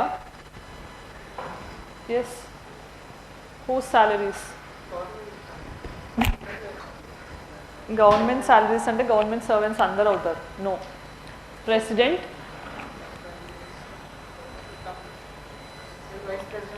governor, vice presidents, chairman of Lok Sabha, Rajya Sabha, deputy chairmen, chief justice, CAG, some members. Okay, these members. Then third, oath. Okay, general ga meeku confuse aithe, general ga politicians first salary kavalo oath kavalo edanukuntaru, salary kavalo anukuntaru. So second salary untadi, third oath untadi. Okay, salary తీసుకున్నాక కొంచెమైనా మీరు బాధ్యతగా ఉండండి అని oath తీసుకుంటారు అని అట్లా గుర్తుపెట్టుకోండి. Okay, so third oath. Okay, ఇక్కడ ఇంపార్టెంట్ థింగ్ ఏంటంటే సెకండ్ షెడ్యూల్లో ఉన్న బాడీస్ ఏంటి, థర్డ్ షెడ్యూల్లో ఉన్న బాడీస్ ఏంటి గుర్తుపెట్టుకోవాలి. సెకండ్ అండ్ థర్డ్లో కామన్గా కొన్ని పోస్ట్స్ ఉన్నాయి, both which are finding mention in second and third schedule, like CAG. Okay, and you have some other members also, I'm not going to reveal. అది చూడండి క్లాస్ అయ్యాక. Okay, because that is a homework again, second and third schedules. Okay, fourth allocation of seats in Rajya Sabha. Okay, so ఎలా allocate అవుతున్నాయి seats? ఇండియాలో రాజ్యసభకి? Yes. On what basis we are allocating seats to Rajya Sabha? Very good. Population. Simple. Okay. There is no rigid pattern. USA lo every state 2 seats untai. Okay, upper council. But India is not doing that on the basis of population. Ante largest populated state will have more number of seats in Rajya Sabha. Okay. And do remember there are no reservations in Rajya Sabha. Political reservations levu Rajya Sabha lo. Only it applies to Lok Sabha and assemblies. Okay. Then 5th schedule, administration of scheduled areas. Okay, except some other states which are mentioned in 6th schedule. Okay. So then 6th schedule, AM TM I told you already. What is this AM TM? Assam, Meghalaya, Tripura and Mizoram. Okay, so these are 6th schedules areas. ఈ 4కే ఎందుకు 6th schedule ఇచ్చారు? That is one of the interview question.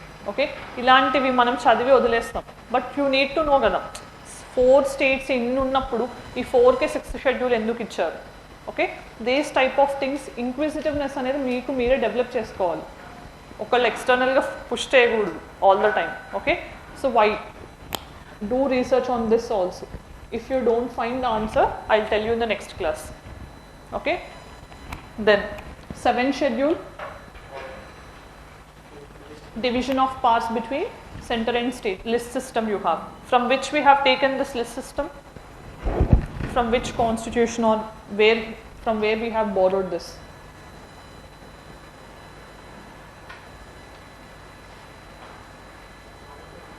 Very good. Who said Government of India? Yes. Government of India Act 1935. Okay, from there we have taken 3 list system. Okay, then 8th schedule, official languages. 9th schedule,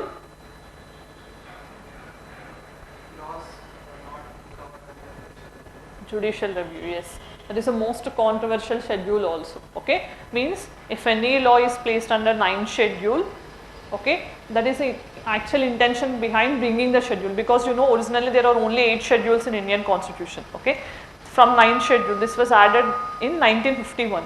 Okay, to escape from judicial scrutiny. So if you place any law under 9th schedule, that law cannot be examined by the judicial courts. Okay, but now after IR Kelho case, okay, Supreme Court said no, whatever the laws placed under 9th schedule post 1973, that is after Keshwananda Bharti case, are also open to judicial review. Okay, that is why if you know why Tamil Nadu is able to implement 69% reservation is because they have placed that law under 9th schedule. Okay, otherwise Supreme Court time and then they are saying no, only 50% you can give reservations and 50% should be open to all. Okay, why that law is not getting challenged? Because if you see every time reservation laws will be challenged, no. So some people ask for reservation, some will say reservation if they are crossing 50%, that is violation of fundamental right to equality and all. Okay, so these are there, but that is why Tamil Nadu law is not getting this judicial review. Okay, then 10th schedule, so much in news, no, anti-defection. Okay, 52nd amendment 1985. Okay, this was amended. Then 11th schedule, 73rd amendment 1993. Okay, then 74th amendment, 12th schedule, municipalities. Okay, so 29 functional items in Panchayat Raj, 18 municipalities you have these functional items in municipalities. Okay, basic things, just revise and revise. Okay, then see, do remember when you are reading these things, just remember which are all the languages in the 8th schedule. Okay, they can simply ask all the classical languages are listed under 8th schedule. Okay, so if you know all are there or not, then only you can answer such statement. Okay, so UPSC can simply escape from these. So do remember, most interesting thing is English is not listed under 22 languages list under 8th schedule. Okay, another homework is you have to find whether these 6 are listed under classical 8th schedule or not. Okay, mean you know these are all there, but most of the people are getting confused under Sanskrit only. Find it also. Okay, so what will be the benefits is awards can be given, like you know some awards, you know Kendra Sahitya Academy awards will be given. No? So those will be awarded only in 2 languages. Okay, 8 scheduled languages in English. Okay, because English is not there in the 8 schedule. No? So such awards can be given. International awards also can be given. Center of Excellence can be given, and UGC, University Grants Commission, it can establish some chairs and courses in that particular language if it is awarded. Then windfall tax. Okay, what is windfall tax? This is also in use, right? Yes, what is windfall tax?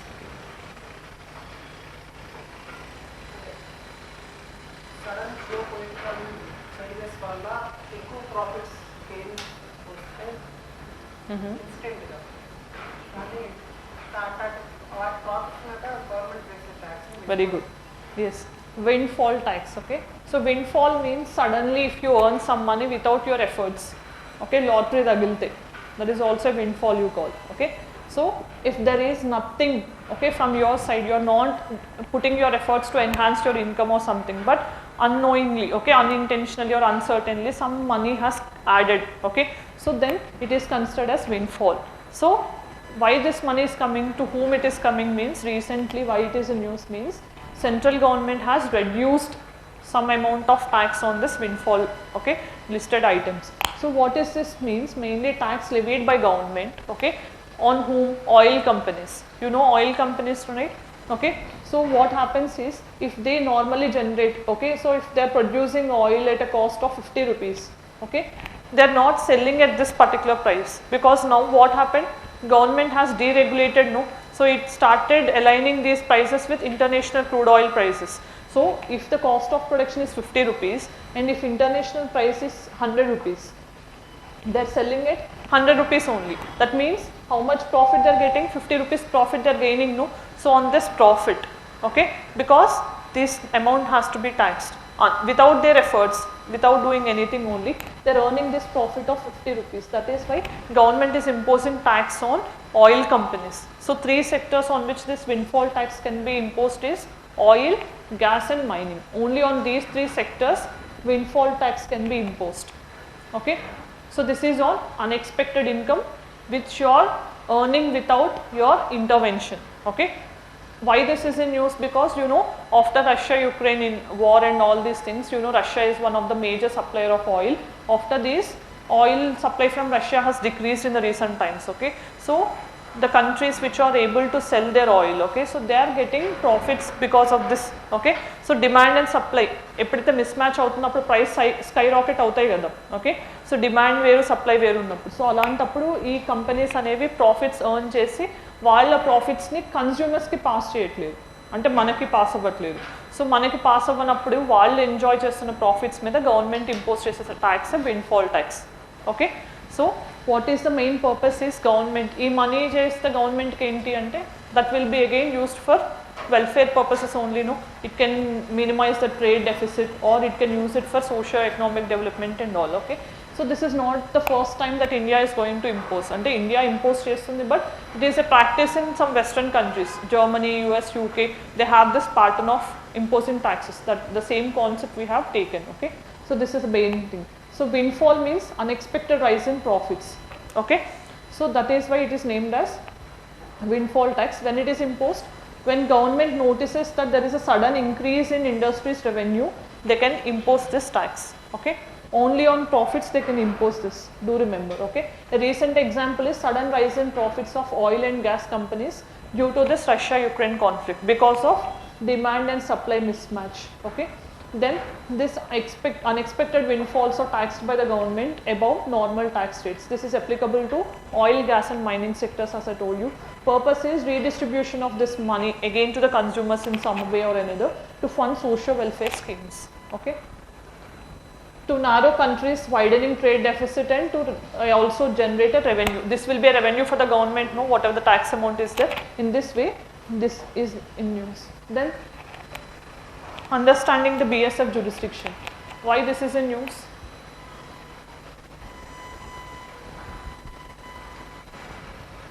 రీసెంట్గా ఇది ఎందుకు న్యూస్లో ఉంది అంటే Punjab government is approaching supreme court. Okay, ఎందుకు అంటే you know what is BSF? right? Border security force, right? So BSF jurisdiction అనేది 15 kilometers ఉండింది. ఓకే, అంటే బార్డర్ నుంచి 15 kilometers వరకు BSF jurisdiction ఉండేది. సో ఇప్పుడు రీసెంట్గా ఏమైందంటే సెంటర్ దాన్ని 15 kilometers నుంచి 50 kilometers ఎక్స్టెండ్ చేస్తున్నామని ఒక నోటిఫికేషన్ ఇచ్చారు. 50 kilometers అంటే మోర్ పంజాబ్ ఏరియా పోతుంది కదా. ఓకే, సో వాళ్ళు చెప్పిన రీజన్స్ ఏంటి, సెక్యూరిటీ రీజన్స్ వల్ల మేము ఎక్స్టెండ్ చేస్తున్నామని సెంటర్ చెప్తుంది. పంజాబ్లో ఏ గవర్నమెంట్ ఉంది, కాంగ్రెస్ గవర్నమెంట్ ఉంది. So it will be again tension, right? So what is the Punjab government's contention? Land నార్మల్గా లా అండ్ ఆర్డర్ కానీ ఇదంతా కానీ స్టేట్ ఇష్యూ. సో అలాంటిది స్టేట్ చూసుకుంటుంది.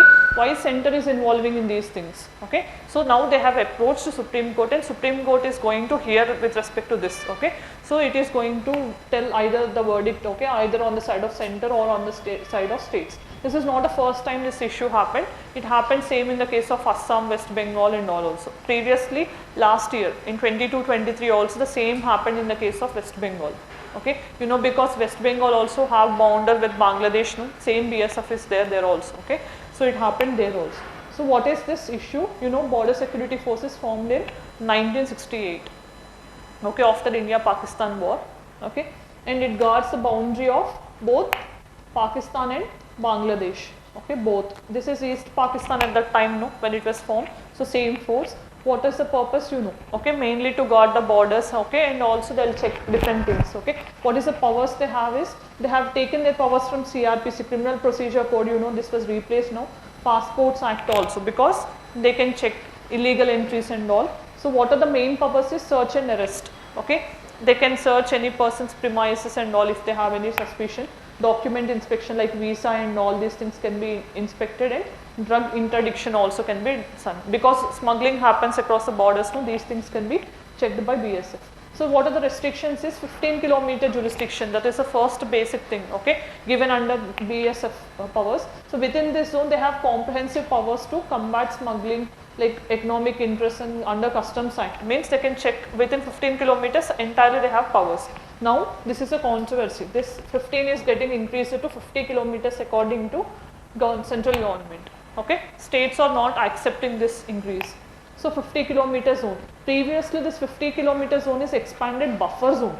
Okay, it is not completely under the jurisdiction, but still they can exercise some powers. Okay, like expecting these documents and all. So operational impact you can see here, it is differing from different jurisdictions. Means every state there is no same principle, like 15 kilometers. In some states it is more, in some states it is very less. So differing operating impact is also one reason. So now what is the need for expansion of this role is enhancing security, because you know in the recent times so many challenges are increasing. Okay, so and also wider operational strategy needs to be there for the BSF, and also unified approach. Okay, so these are the things they want. Okay, what is the Punjab government stand?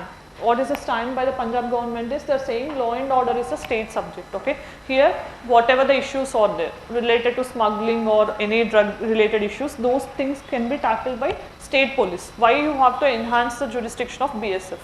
Okay, that is a contention. Constitutional concerns, you know, again because this is disrupting the tensions. Okay, cooperative federalism is also getting impacted according to this Punjab government stand. So because they have when taken permission, okay, of issuing this notification increasing this 15 to 50. Okay, there is no consultation with the Punjab government. Impact on policing. Okay, so there will be overriding jurisdictions. No, sometimes police and BSF may confront each other. So this also impacts policing. So what is central government's stand? To assure national security, tech-based threats are increasing. Means drones and all these things are increasing in the recent times. No, so we need to increase the areas also. That is what the stand of central government. Smuggling is also increasing, and uniformity. They wanted to bring all the states within this uniformity, means every state 50 kilometers. Okay, previously some states have 50 kilometers and Punjab like states have only 15 kilometers. Now we wanted to ensure uniformity. That is the stand of central government with respect to this issue. Then Supreme Court's examination is, so Supreme Court is going to check under this Article 131. What is Article 131? Very good. Original jurisdiction. What is original jurisdiction? Yes. In case of any dispute between center and state, okay, state and states, center and different states on another side. Okay, in all these aspects. Here the dispute is between center and Punjab. No?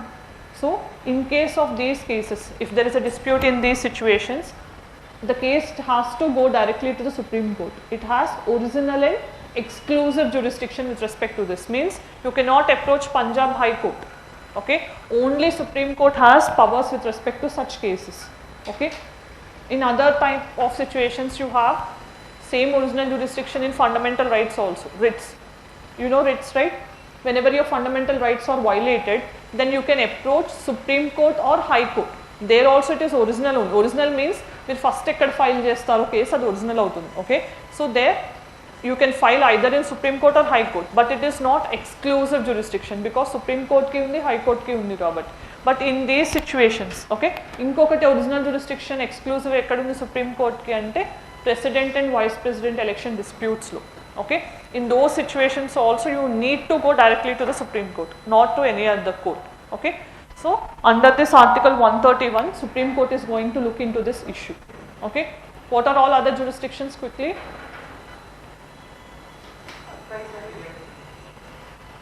Original jurisdiction, advisory jurisdiction ante enti?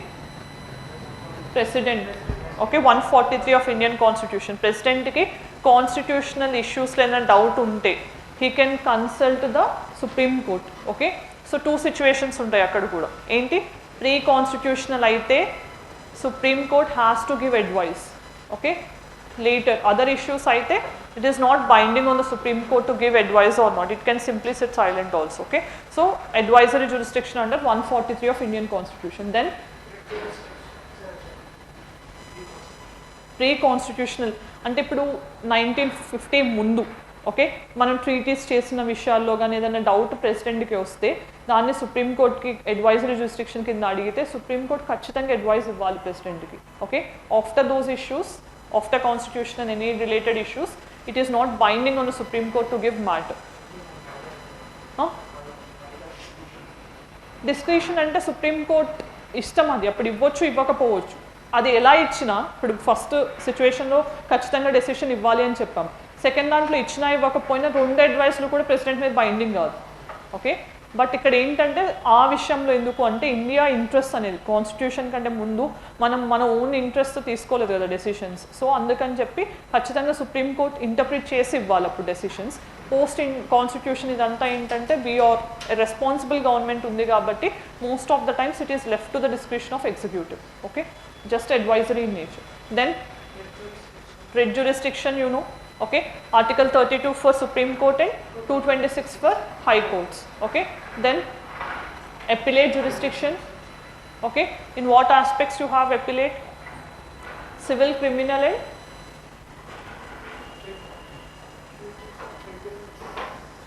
okay, and inka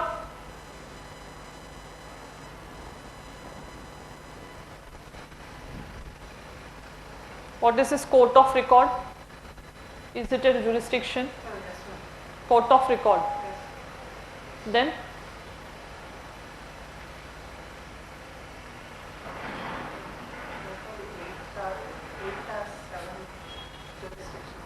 seven or eight and number గుర్తు పెట్టుకుంటే చాలా.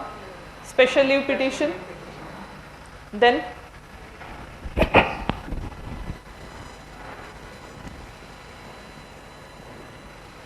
other issues are like these president and vice president election ilantivi. Okay, so in these aspects, so what are the issues that Supreme Court is going to look?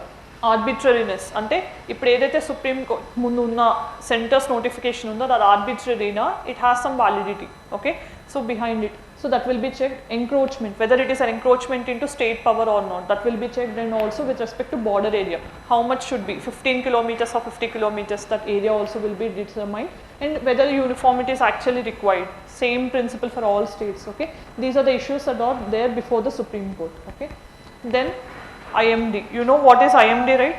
Indian Meteorological Department. Okay, so why this is in news? Because on 15th Jan 2024 only, it has completed 150 years of existence.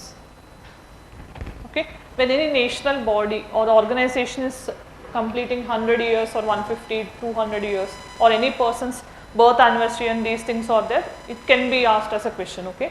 So there is a chance. So you know what is the purpose? National meteorological purpose, okay. So that means with respect to weather, the updates will be provided by this IMD, okay. So it completed 150 years on 15th January. So this is under Ministry of Earth Sciences, okay. This is a question they can ask you. So what are the objectives? Meteorological observations and meteorological statistics also will be provided. Observations means climate weather patterns and statistics, how much is the rainfall, okay, how much short rainfall we have or precipitation, snow, all these things. It also warns against severe weather phenomenon, okay, like in case of a cold wave, heat wave, drought, okay, all these things will be alerted by IMD. Conducting and promoting research is also one thing. So not only with respect to cyclones, okay, one recent thing is IMD is not only confined to India, but in Indian Ocean region with respect to 13 countries also IMD is giving cyclone forecast, okay. It is helping other countries in southern Asia. Then Great Indian Bustard. So why this is in news? Recently Supreme Court has asked, okay, why you are not taking any measures to protect this? Because Great Indian Bustard is critically endangered under IUCN list. Critically endangered means it is on the risk of extinction. అంటే మనం కొన్ని measures తీసుకోకపోతే, if you don't take some measures then it can become extinct. అంటే కొన్ని రోజుల తర్వాత అసలు అవి ఉండకపోవచ్చు. ఇండియాలో ఆల్మోస్ట్గా 100 to 150 మాత్రమే ఉన్నాయి Great Indian Bustards, okay. That is why the Supreme Court time and then is asking, okay, what are the measures and all taken. Now it is a flagship species of grassland. This is most important, okay. Habitat, okay. Great Indian Bustard అనేది grasslands లో మాత్రమే ఉంటుంది, thick forest లో ఉండదు, okay. So Great Indian Bustard మీరు ఎప్పుడైనా ostrich చూసారా? Ostrich లానే ఉంటుంది, okay. It appears in the same way. So flagship species అంటే గ్రాస్లాండ్లో ఉండి మీకు వెంటనే కనెక్ట్ చేసుకునేటట్టు, అంటే ఐడెంటిటీ లాగా అనమాట. It is associated with గ్రాస్లాండ్స్. So it is found in Rajasthan, mainly Rajasthan and Gujarat, and also in some parts of Maharashtra, Karnataka and Andhra Pradesh also, but very few in number because only 150 we have. So habitat is very important, dry grasslands and scrublands, okay. And you know it is a state bird of Rajasthan, okay. This is very important. Then what is a conservation measure? This is important because critically endangered list, okay, and it is under Schedule 1 in CITES Appendix 1, okay. So when you are coming across any spaces, you need to know these things, right? Then what is a threat? Okay, over transmission lines will be there, no, power transmission lines, okay. So those are becoming a threat because when they fly, okay, so they are getting hit and that is creating a trouble for their existence. And recently, you know, just now we have discussed, no, Rajasthan is stopping in the solar energy also, okay. So because of renewable energy push also, we are trying to install more solar installations. That is also creating a trouble for existence of this Great Indian Bustard, okay. In this way it is getting impacted. Then India's first dark sky park, okay. Why it is in use? Very good, okay. Pench Tiger Reserve is designated as India's first dark sky park. Anything is first in India is very important for your exam, okay. Previously we have India's first dark sky preserve. Just listen everyone, dark sky park veru, preserve veru, okay. Park ante Pench Tiger Reserve in Maharashtra, okay. Preserve ante idi Hanley, Ladakh lo undi. Preserve, okay.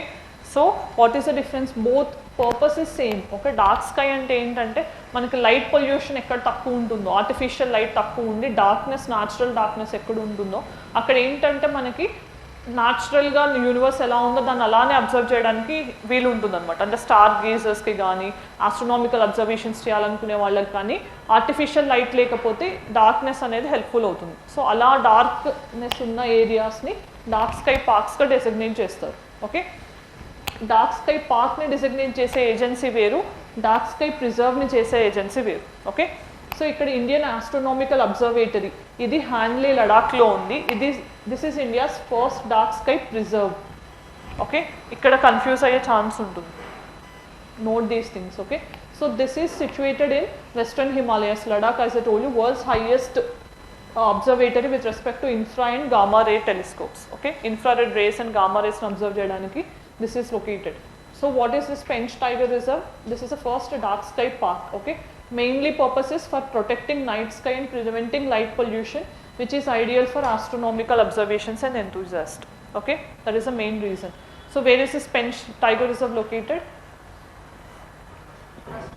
Both, okay, Maharashtra and Madhya Pradesh border lo undi, but Maharashtra lo unna danni dark sky park ga designate chesaru. Okay, Pench Reserve lo Pench River అనేది flow అవుతుంది, అందుకని Pench అనే name వచ్చింది దానికి. Okay, so you know jungle book right, jungle book అనేది కూడా Pench tiger reserve లోనే తీయడం జరిగింది.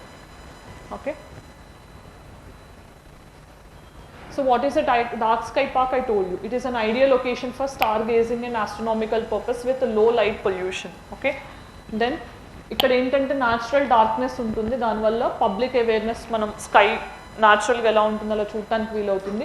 Which is a nodal agency is International Dark Sky Association. Okay, this is a non profit organisation, this is not inter governmental organisation or something, it is non profit organisation which is working to protect these night skies for promoting dark sky places and parks.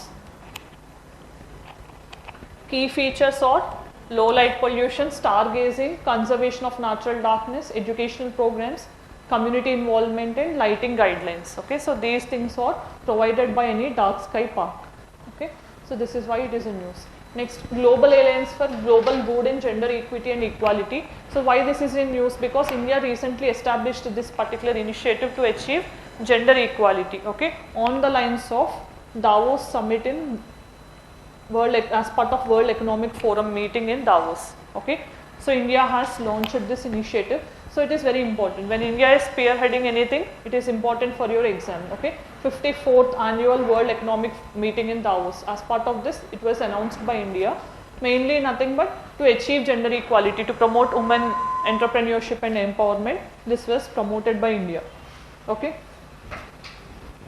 you can see these are the SDGs we can achieve. Okay, so SDG 3, good health and well-being, quality education, gender equality 5 and 17, global partnership for development. Okay, so this is getting support from Bill and Melinda Gates Foundation, and there is also a network partnership for this initiative developed. Okay, so then World Economic Forum. Okay, so this is also in news, right? Recently Davos summit happened in, where is Davos situated?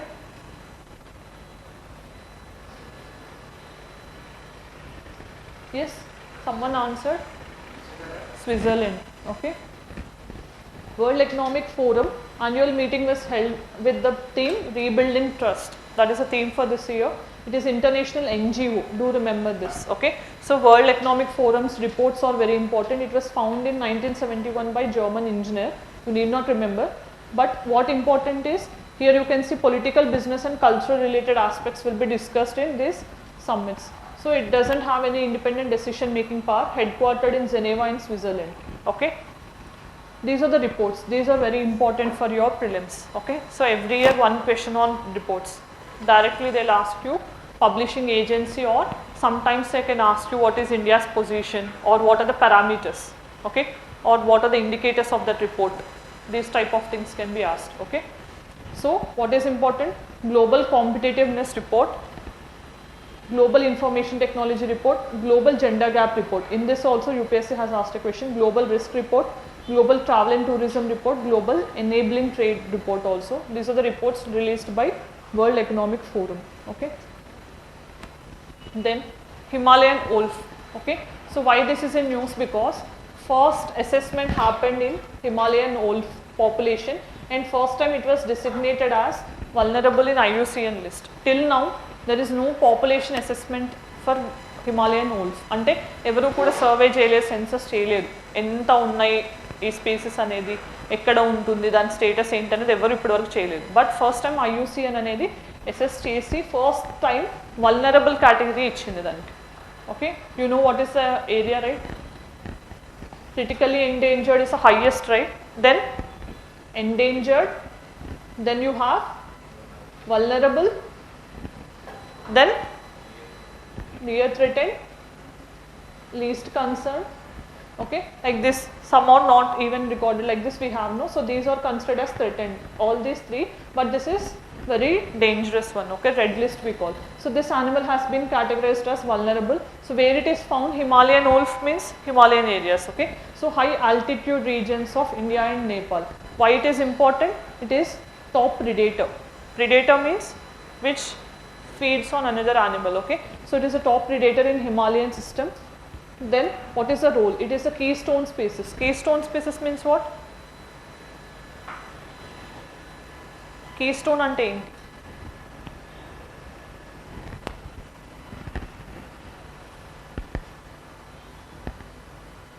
కొన్నిసార్లు బిల్డింగ్స్లో మీరు ఎప్పుడైనా ఇలా చూసారా, అంటే arch type of thing ఉంటుంది, దీన్ని keystone అంటాం. ఎందుకు అంటే ఈ టోటల్ వెయిట్ అనేది దీని మీద ఉంటుంది. ఓకే, ట్రావియేటా, I don't get you. Okay, trabeate architecture అంటున్నావు. Okay fine. సో కీస్టోన్ అంటే ఏంటంటే టోటల్ ఆ ఆర్గానిజం లాగా, ఇప్పుడు ఇక్కడ కీస్టోన్ స్పీసెస్ అంటే ఏంటంటే it is totally reflecting one type of ecosystem. Okay, అంటే ఇది లేకపోతే ఆ మొత్తం ఎకోసిస్టమ్ కొలాప్స్ అవుతుంది. సేమ్ ఇప్పుడు ఇది పిల్లర్ లాంటిది లేకపోతే ఎంట్రన్స్ వెయిట్ అంతా దీని మీద ఉంటుంది కదా, ఇది లేకపోతే మొత్తం బిల్డింగ్ కొలాప్స్ అవుతుంది. సేమ్ వే హిమాలయన్ వోల్ఫ్ అనేది కూడా అంత ఇంపార్టెంట్ రోల్ ప్లే చేస్తుంది ఆ ఎకోసిస్టంలో. అది పాపులేషన్ డిక్లైన్ అయిపోయి లేకపోతే కనుక మొత్తం ఆ ఎకోసిస్టమ్ కొలాప్స్ అవుతుంది అని దాని మీనింగ్ అనమాట. Okay, so here what are the threats to this system Himalayan wolf? Habitat degradation means it is getting divided. Okay, habitat అనేది తగ్గిపోతుంది. Human wolf conflict also. Okay, so there are some threats by humans. Climate change, when this Himalayas are melting and all, okay, then it becomes a threat. Poaching, fragmentation of habitat. Okay, size of habitat is also decreasing. Then measures taken on these things. Okay, you can write generally habitat protection, community engagement, livestock protection. Livestock అంటే వీటి మీద feed అవుతుంది కాబట్టి ఇవి పెంచాలి. Climate resilience, anti-poaching and genetic diversity conservation. Okay, so you have to artificially breed to keep them alive. Okay, so next, world's largest deep sea coral reef. Okay, this is recently found on Atlantic coast of America. Atlantic Ocean coast లో deep sea coral. Okay, so why this is important is, మనకి ఇప్పటివరకు తెలిసింది ఏంటంటే Great Barrier Reef అనేది largest reef in the world అనుకుంటున్నాం కదా. Okay, that is the largest reef in shallow waters. Shallow waters అంటే ఏంటి? షాలో వాటర్స్ అంటే ఇక్కడ. ఓకే, అంటే ఇది ఓషన్ కోస్ట్, ఇది పైన అయితే ఓషన్ సర్ఫేస్ అయితే ఇక్కడ ఉండే కోరల్స్ని షాలో వాటర్ కోరల్స్ అంటారు. అంటే ఏంటంటే వీటికి సన్లైట్ కావాలి. ఓకే, సో జూజాంతలే ఉంటుంది కదా, వాటికి symbiotic relations. Zooxanthellae food prepare చేస్తే జూజాంతలేకి షెల్టర్ కోరల్స్ ఇస్తాయి. సో ఫుడ్ ప్రిపరేషన్కి zooxanthellae nothing but an algae, వాటికి ఫుడ్ ప్రిపరేషన్కి సన్లైట్ కావాలి కదా, ఫోటోసింథసిస్. సో వీటి షాలో వాటర్స్లో ఉండే వాటిని మనం కోరల్స్ అంటాం నార్మల్గా. సో వీటిని మనం గ్రేట్ బ్యారియర్ రీఫ్, ఇండియాలో ఉండేవన్నీ ఈ టైప్ ఆఫ్ కోరల్ రీఫ్స్ అనమాట. కానీ but first time almost bottom of the ఓషన్లో దొరికిన వాటిని డీప్ సీ కోరల్స్ అంటాం. అవి ఇప్పుడు అట్లాంటిక్ ఓషన్లో మనం ఫైండ్ అవుట్ చేసామన్నమాట. Largest reef in the world అనుకుంటున్నాం ప్రస్తుతానికి అదైతే. ఓకే, సో ఇదేంటంటే దీన్ని బట్టి అర్థమయ్యేది ఏంటి, అవి సన్లైట్కి దూరంగా ఉంటున్నాయని. Okay, so these differences you need to know. Apart from this deep sea corals and shallow water corals, one categorization you have. Second categorization is hard corals and soft corals. Okay, hard corals అంటే ఏంటి? Calcium carbonate shells ఉంది, చాలా హార్డ్గా ఉంటాయి. So soft corals అనే వాటికి calcium carbonate shells ఉండవు. Okay, so basic coral reefs అనేది ఎన్వైర్న్మెంట్లో వస్తుంది, but I'm explaining the basic thing. It is around newly found reef. Okay, you can see this is on the coast of South Carolina, Florida నుంచి అక్కడ వరకు. So 3 times larger than Yellowstone National Park. This is in USA. Okay, ఆ national park అంటే 3 times larger in ఏరియాలో ఉంది. So it is at a depth almost, it is beyond the reach of the sunlight. Okay, అక్కడ deep water అంటున్నాం అందుకని. So this is Great Barrier Reef, which is the largest reef system in the shallow waters. Okay, deep water lo kaadu. Then you can see here coral reefs. Okay, so largest underwater structures, you know, marine invertebrates, you also call them polyps, right? They live in symbiotic relationship with algae, zooxanthellae antam manam. So almost hard versus soft. Hard ante rigid skeleton made of CaCO3, calcium carbonate. Okay, soft corals ki reef type of thing undo. Okay, Then Great Barrier Reef is the largest one. It is UNESCO World Heritage Site, you know. In India, where do you find? Gulf of Kutch, Gulf of Mannar, Andaman and Nicobar Islands, okay. So Lakshadweep, entire Lakshadweep is made of corals, no, Maldives also. So significance enti, they host lot of marine diversity, okay. Corals meeda chala species they survive, okay, and also they promote tourism is carbon sinks, yes, carbon sinks and all these things, okay, jobs, economic opportunities. Next threats, you know. So corals ki konni living conditions untayi, okay, means they don't need much temperatures, narrow temperatures ante 20 to 25 degree or 27 degree temperatures maatrame withstand avutayi. So clean water undakudu, sediment free water undali. So atla konni restrictions unnayi. Alantivi breach ayinappudu emothayi, threats undadam valla coral bleaching avutundi. Ante zoosantale chanipothe they don't have food. So colors undavu. Corals అనేవి generally colorful గా ఉంటాయి కదా, they turn white. Coral bleaching we call, okay. అంటే mask die అవుతాయి. So you can see here white గా ఇలా మొత్తం colour లేకుండా బ్లీచ్ అయిపోతాయి అన్నమాట. So what are the initiatives? This cryomesh technology, this was asked in UPSC if you have remembered, okay. This technology ఎందుకంటే recent times లో artificial గా మనం what you call coral reefs ni build cheyadam jarugutundi technology ni ee biorock technology, this was asked, okay. Biorock technology recently seen in news and adigaru question, ante straight forward question. Coral reef ni build cheyadaniki Gujarat lo oka institute anedi itla biorock technology use chesi try chesindi. So that is asked in UPSC prelims. So global level lo international coral reef initiative and you have some initiatives. India lo national coastal mission program is there to conserve this coral reefs, okay. Then this is a difference you need to know, okay. So shallow waters brown and green lo untai normal ga corals, ivi white colored untai endukante vaati photosynthesis jaragadu, zoosantale undakapothe they will be in white in color. Diversity high untundi, deeniki low untundi. They rely on photosynthetic algae, zoosantale they don't need here plankton lanti vaatito untai avi. So they provides habitat to sponge, crabs and these type of things. Here sharks ivanni kuda ikkada untai. They appear rock-like, they appear in the form of feathers and trees. They require sunlight, they don't require sunlight, okay. If chala takku untai ocean floor lo, they have large presence in the ocean floor. This is a basic difference between these two. Then last topic is Japan's moon mission or SLIM, okay. Recently, because Japan also became another country to soft land on the moon, yes or no? Soft land on the moon means last year India has achieved this feat, no. Now Japan became 5th country in the world, okay, to soft land on the moon, okay. This is the name of the mission, like Chandrayaan 3, SLIM is the name of the mission, okay. So you can see smart lander for investigating the moon, that is the name of this mission, okay, Japan. So simply UPSC if they want to ask, they can ask you, okay, the name and to match with the country, okay, moon missions. So who are all the countries having achieved this feat? Soviet Union, USA, China and India, okay. These are the countries already achieved. This is launched by Japan. So what is the main objective? To precision landing within 100 kilometers using some technology, okay. So they wanted to generate some information using that, and 2 mini robotic rovers are there, Sony and Tomy, okay. So these are the rovers, okay. When you're reading these things, just understand the differences between Chandrayaan 1, 2 and 3, okay. For your mains or prelims or interview, UPSC can ask those questions, okay. So if you have remembered, there is no orbiter launched in as part of Chandrayaan 3, because whatever the orbiter we sent in Chandrayaan 2 that has worked, okay. So we didn't send any orbiter extra, only lander and rover only we sent in the 3rd mission, okay. So what are the differences technologically, what are the objective differences and what are the missions, okay, which satellites have launched these Chandrayaan 3, 1, 2, 3 missions, all these things you need to know, okay. Draw a table in your notes and understand the differences, okay. Then future moon missions, you know, India along with Japan, okay, it is developing this LUPEX, okay, lunar polar or exploration mission with JAXA means Japanese Space Agency, and we are also trying to launch Chandrayaan 4, okay.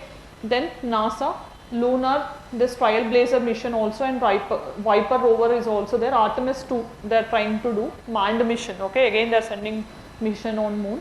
So then you can see Russian agency Luna 26 to 28 and Oriole. China is sending Chang'e 6 to 8, okay. So Chang'e 6 recently was launched, again 8 till 8 they wanted to do, and Japan Destiny Plus, these are the missions Japan is trying to send to the moon in the future, coming 2-3 years, okay. So this is the entire revision of current affairs of last 2 weeks. Okay, so I think from 13th to 25th January. Okay, main things I tried to include, some factual things I didn't include, okay, which you can also read. Only the things which require explanation I have explained here. Okay, so any doubts you have?